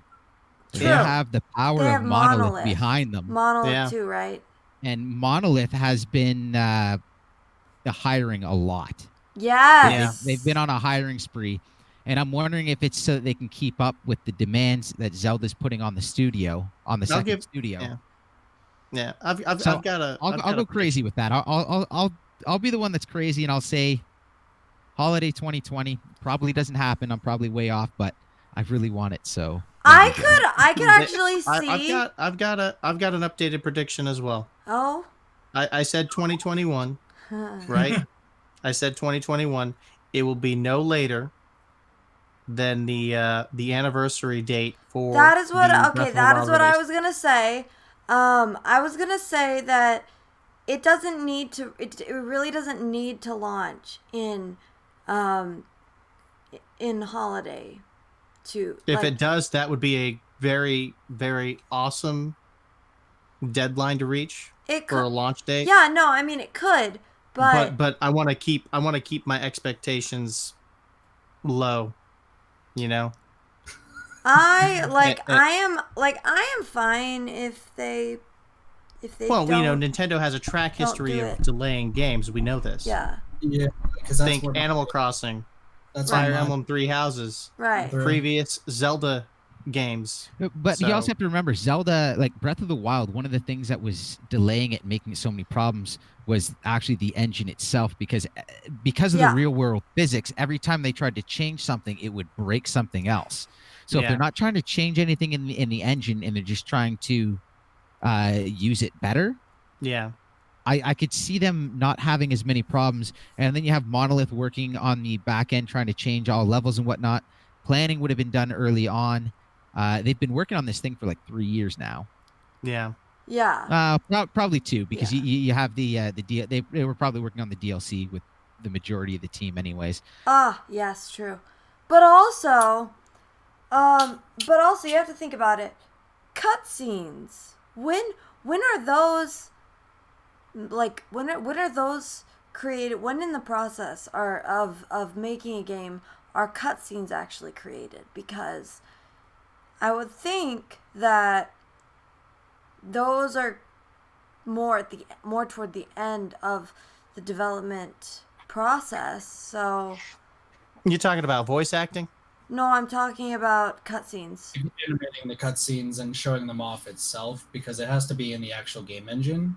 And when it shows it off in the actual game engine, it makes sense to have the cutscenes done at the end, because that's going to be the final product. If you don't do them in the beginning, and the engine changes, you have to redo the cutscenes. Okay, well there you go. I am so glad you explained that to me, because that is the first time I've actually heard that. The other issue too was I'm like ignorant when it comes to video game design, so thank you for explaining that. That's awesome. The other issue that can come up with doing the cutscenes early is if something along the way has to change in the story, and then you've wasted the time and money to make the cutscene. Oh, true. Right. That said, the cutscene we see at E3, we've seen cutscenes like that before with Breath of the Wild, even, where it wasn't in the game. It was just a matter of they wanted to do something to put it out, so they can. So like a cutscene there can be done whenever they want. Oh yeah. For that. You're talking about the teaser trailer that they did in 2014, right?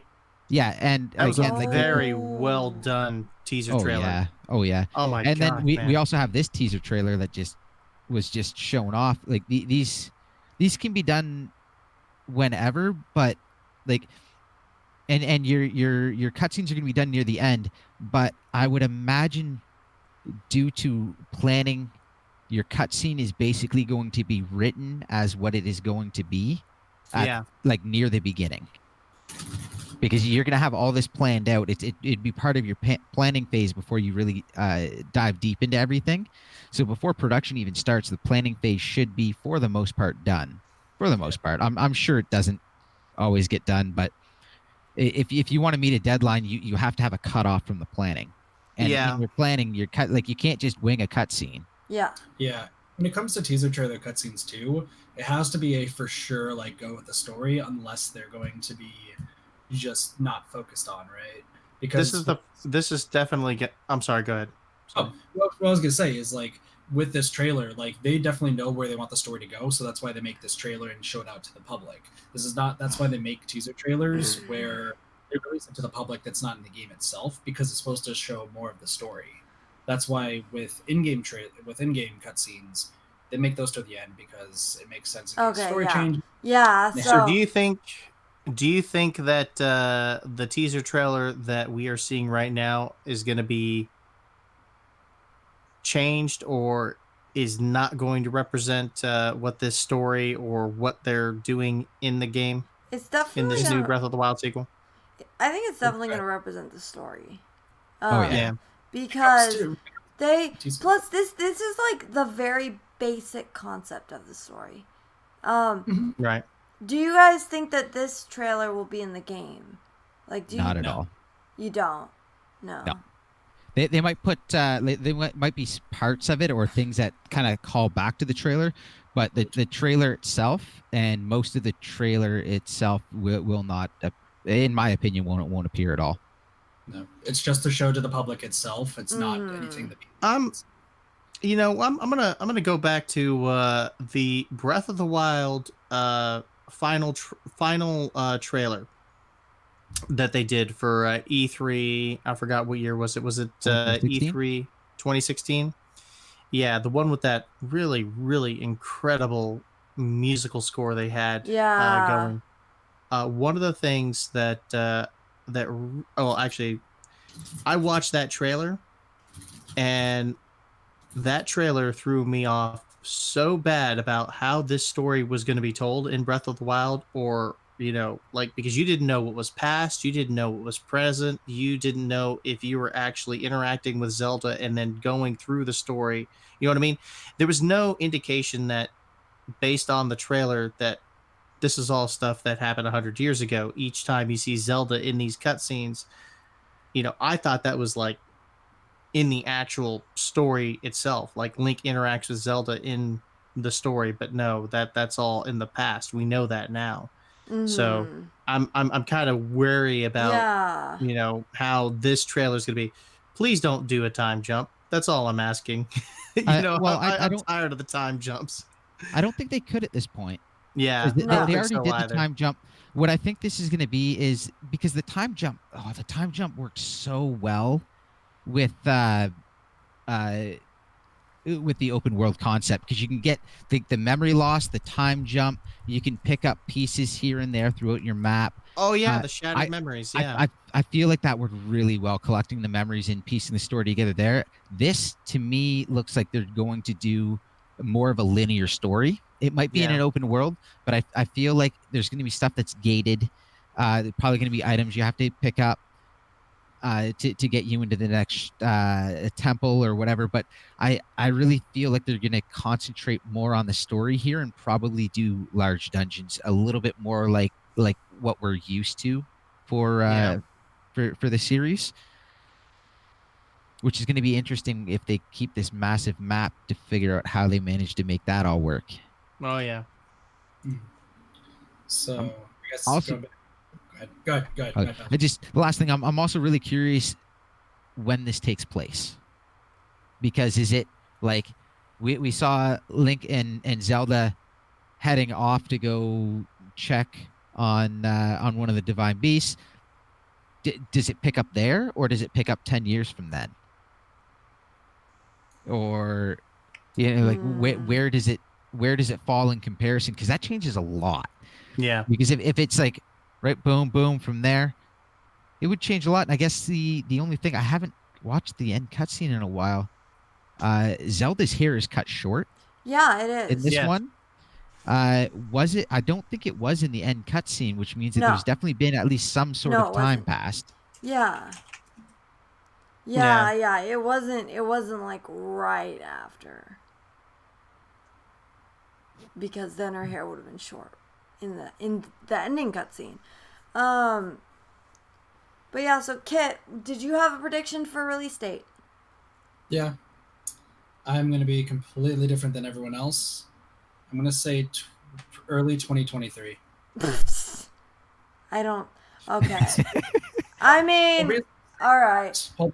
To give some clarity, because at least there's been a lot of remakes, right? Between when was Breath of the Wild? Or not Breath of the Wild. Breath of the Wild released 2017. Correct me if I'm wrong. Yeah. Yep. March Before March that- 3rd. And then like the big one on the main console was Skyward Sword. Correct me if I'm wrong there. Yeah. No. Well, that's like going backwards. So Yeah. like That's correct. it was Breath of the Wild. The next one is actually the one we're getting this year. Yeah. The remake we get this The year remake. is the next one on the Link's Switch. Awakening. Yeah, the Link's Awakening. But what I mean is like before the Link's Awakening one, right? It's been for Breath of the Wild. It's been Skyward Sword.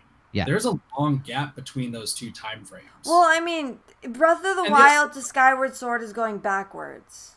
That's true. Right. But what I'm saying is like I just want to make sure you're clear on that. But yeah. All I'll say to that is it's a new engine between the two games, and it's not a new engine between these two. Yeah. That's true. But they could always make enhancements to the engine. Yeah. And Nintendo's constant like delays on some previous games because they want to make them as best as possible.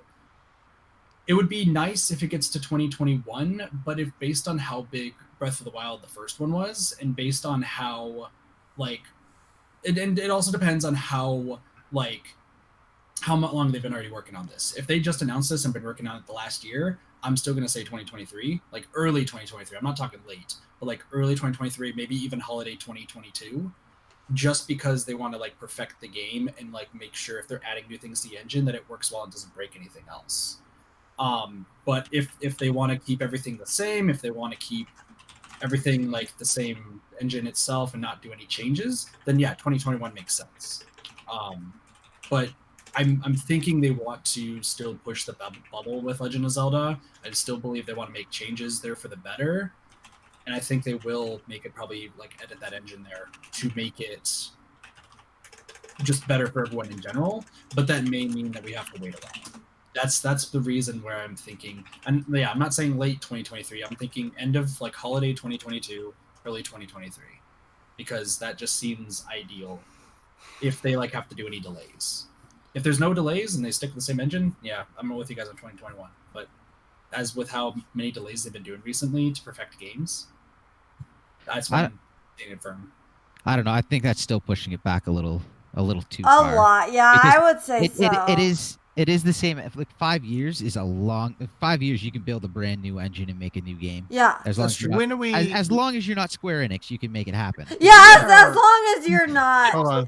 Square Enix. Oh, is that a jab at Final Fantasy VII Remake? Oof. How long it's taken them to develop that? Yes, done that since is a Final jab. Fantasy 12. Oh man.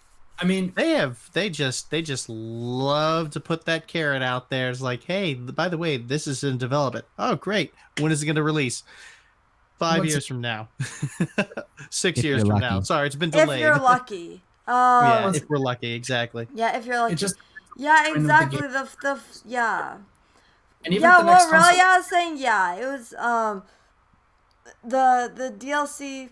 They've been working on DLC, or the release of the last DLC was December 2017. So even before then, like once the DLC was finished, they've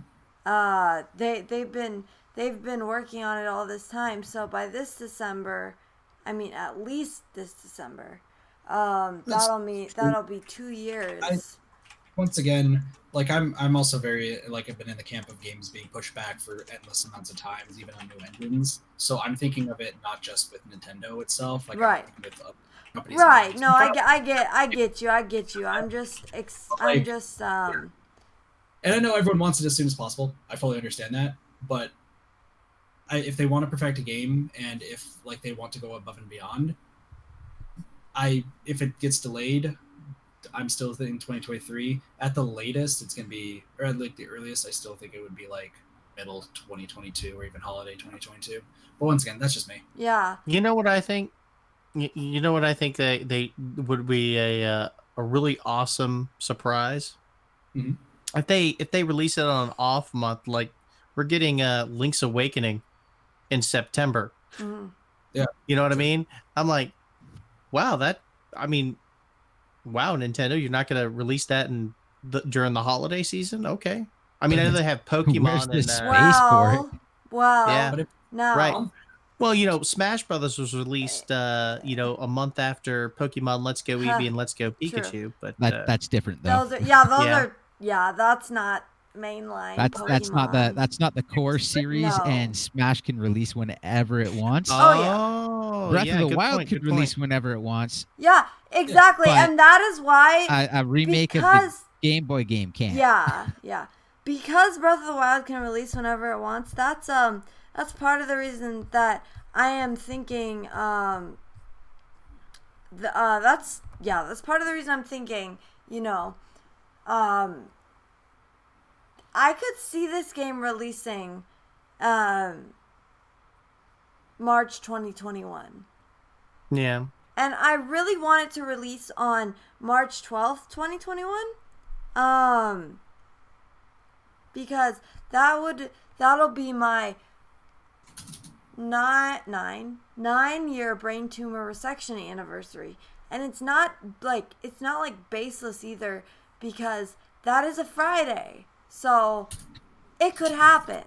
March 12th isn't a Friday, or March 3rd is not a Friday, because it was just a Friday. Yeah, that's true. That's a good point. I think that would be a target deadline though for the development team. We need to release this before March 3rd, 2021. That's what I think. Like this needs to happen before this date. We have to give our fans that, this game before that target date. Well, I'm not saying that it should be released on that date, maybe before that date. Christmas 2020 would make sense. That's logical, because you want to sell a game in the holidays. They can string us along forever.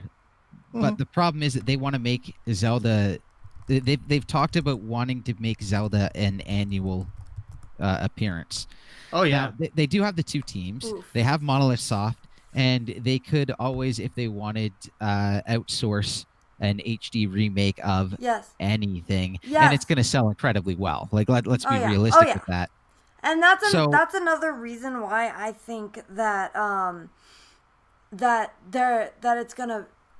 it's gonna be faster, because it's not like, as in not gonna be until like 2023 or something, because they have both teams, which they didn't have at the time of even Majora's Mask, and then they have Monolith Soft. So now, granted, this is probably a much bigger undertaking than Majora's Mask, even at the time at the less advanced technology. But still, it's probably not going to take 5 years in an engine that's already built, when they were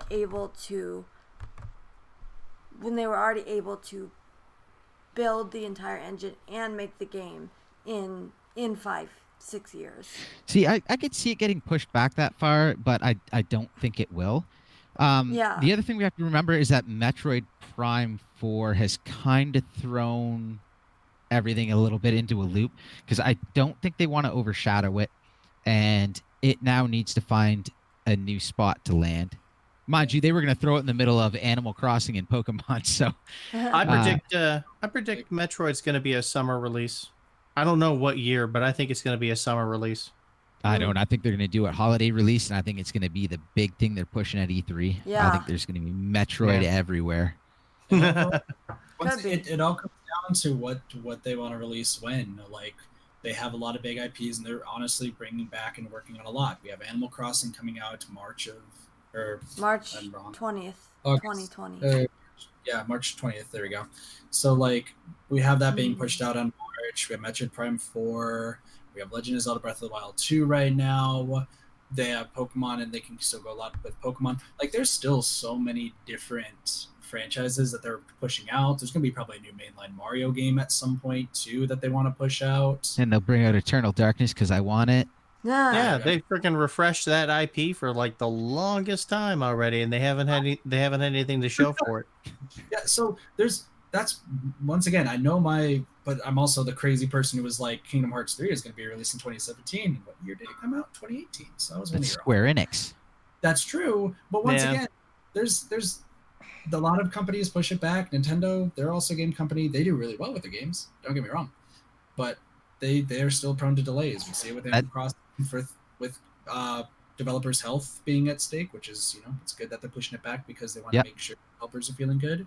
I imagine it will be the same way for Zelda and such. I would like it to come earlier. I mean, I know a lot of you Zelda fans are looking for it, and I need to play through Zelda to understand what's being said. I'll be busy playing Link's Awakening until then, trying out that little dungeon maker they got going on. Yeah, it's so That was cute. so good. But yeah, Kit, you're gonna play through the game, and you're not gonna honestly just get the book, get the Hyrule Compendium, and Like out where somewhere down in or this just here. watch the Shoot, I 3-hour had video of how the had it. timeline works. Yeah. It's the It's time I've played, but like I own most of the games. Like they're down in this drawer below me right now. I just have once again a ridiculous amount of games that I will get to as soon as I can. So as you increase your wait. backlog. Yeah, I was it's, gonna say. So you're like every other gamer in the world, right?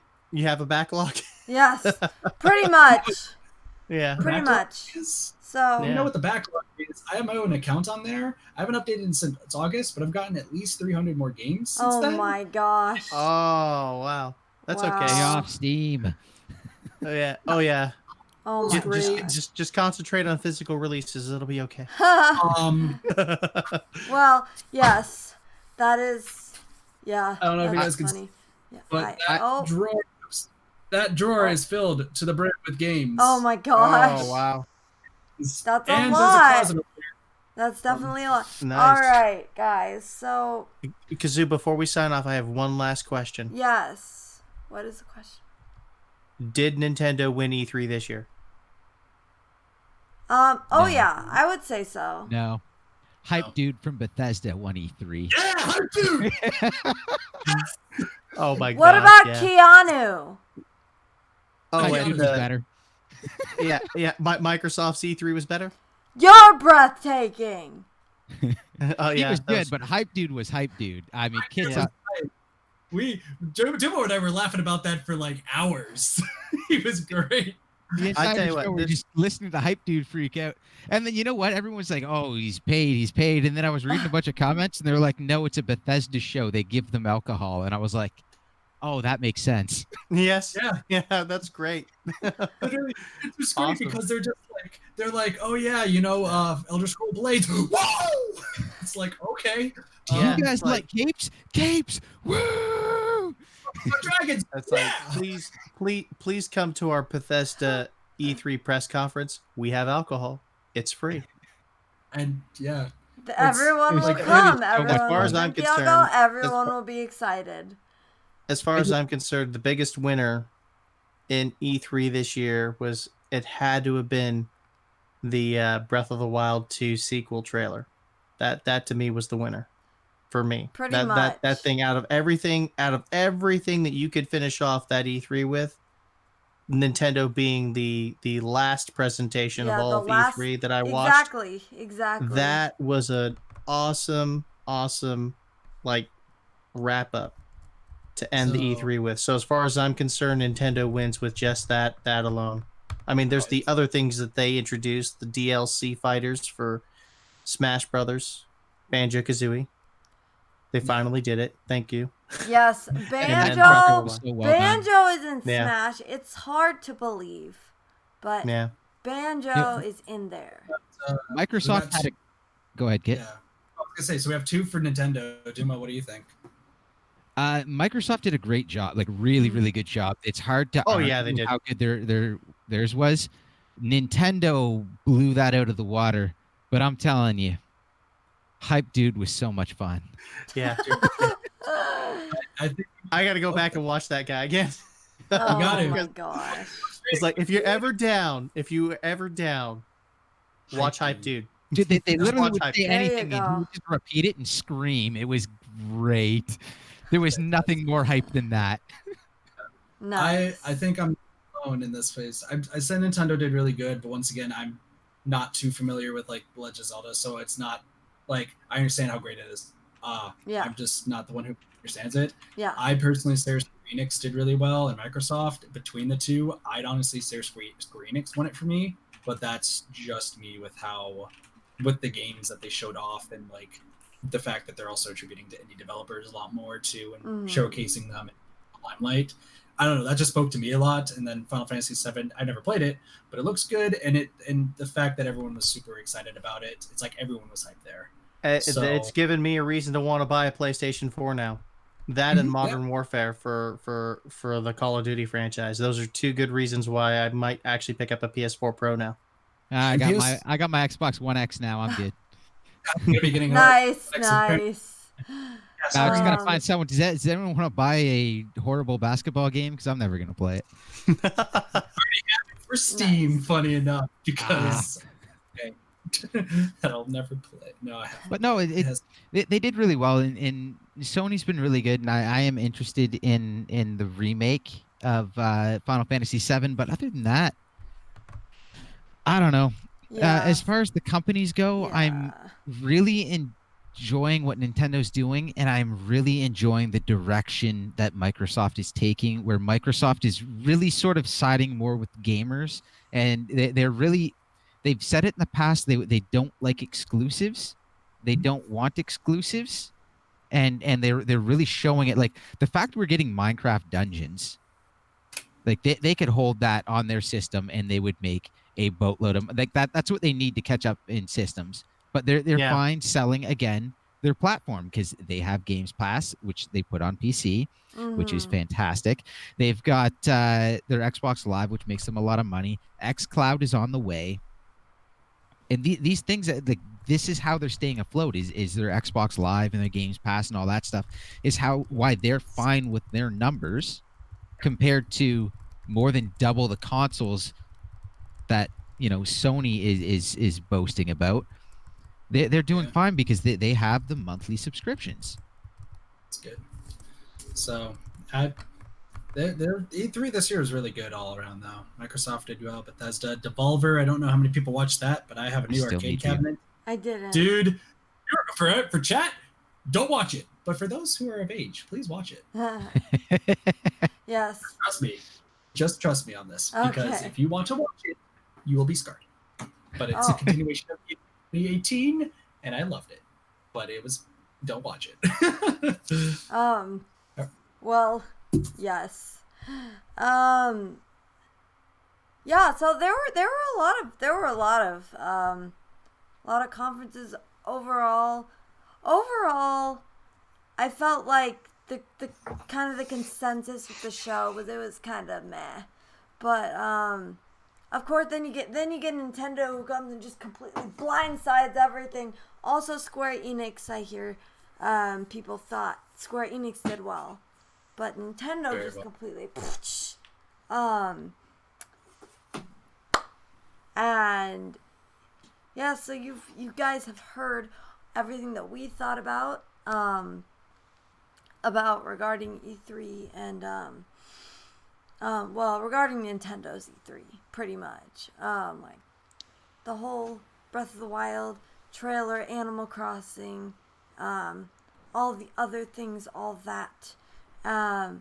So yeah, thank you guys for joining us tonight, and we'll go ahead and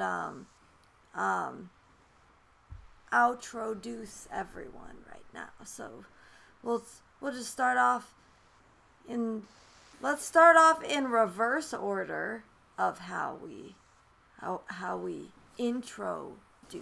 So Dumo. All right, so my channel's youtube.com/Dumo Plays. I do a bunch of Nintendo stuff. I do Splatoon every Sunday night, 8 p.m. Eastern Standard Time. I'm also doing Monster Hunter Generations Ultimate.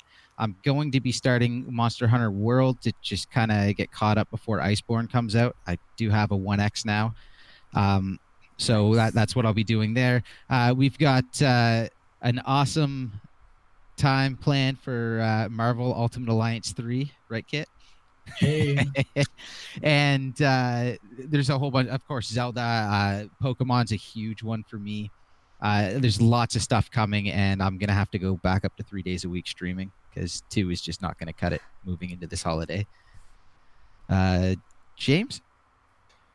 All right. Yeah, my name is James Clark, and if you guys want to watch my content, I live stream regularly here on YouTube. I'm a Nintendo variety streamer. Go to your YouTube search bar, type in James Clark, and I'm usually the top search results. So yeah, Super Live James Clark if you guys want to search me on Google, but on YouTube, just type in James Clark and you'll find me. I'm also on social media, Twitter, Discord, all that good stuff. If you guys are interested, come on by and join us. I'm actually going to be live streaming the Splatoon 2 Splatfest here shortly after we sign off Kazoocast tonight. So if you guys want to join us in the Splatfest, yeah, we will be doing that tonight for a couple hours. Also, Team Narwhal for the win. Team Narwhal for saying. the frickin' win, man. Yeah. Kitathi? Yay, Team Narwhal. I'll get to that in a bit. Hello, everybody. My name is Kitathi, aka Wiz, because I'm a Wizboo as well on chat for some reason. I'm a variety streamer. I don't only just do Nintendo. I play a lot of different games because, as I said before, I have a huge backlog. Currently, I stream 6 days a week. I don't stream on Tuesdays, but I stream anywhere from Splatoon, Smash Bros, to mature rated games such as Hitman 2016, the remake, and Zanki Zero, which is a very intense RPG of a different light. And after this, I will be streaming the Splatfest as well, except I'm not Team Narwhal. I am Team Unicorn because I got convinced. So, no. Boo! I'm kidding, dude. You're fine. Boo Narwhals for the win. You can play at youtube.com/c/Kitathi. And we play a whole bunch of different games and just try to have fun. And also, it's my first time here on the Kazoocast, and Kazoo, thank you for having me here for the first time. Yes, thank you for being here. Thanks for being here, my friend. So, yes, I'm TheYellowKazoo. You probably know me if you're here on the Kazoocast, or if this is your first time, then welcome to the Kazoocast. We stream lots of things: Mario Mondays, Splatoon Tuesdays, Splat Tuesdays, okay, and other things, Fancy Fridays, with TheYellowKazoo. So anyway, make sure you sub to the channel, hit that like button, and leave a comment if you just watched this entire replay. Props to you, my friend. And yeah, so we're gonna go on a raid. We're gonna raid That Bald Gamer. So guys, he's doing a 24-hour charity stream for Extra Life, and it's a collab with a bunch of different Splat-tubers, and I'm actually one of them. So A+ on that one. And I'm gonna be on tomorrow from 6 to 7:30 Pacific. So yeah, go over to him and throw him some love. We're gonna do #Kazoocast raid. That's what we're gonna do. Kazoocast raid. Instead of the usual Kazoo crew coming through, we're gonna do #Kazoocast raid. So that's gonna be really fun, guys. Obviously he's doing the Splatfest, if I didn't mention that before. But yeah, so thank you guys so much for joining in on the Kazoocast. Thanks so much to my guests, fellow podcast members, and yeah, we'll see everyone next time. Bye. Bye, everybody. Have a good night. Peace.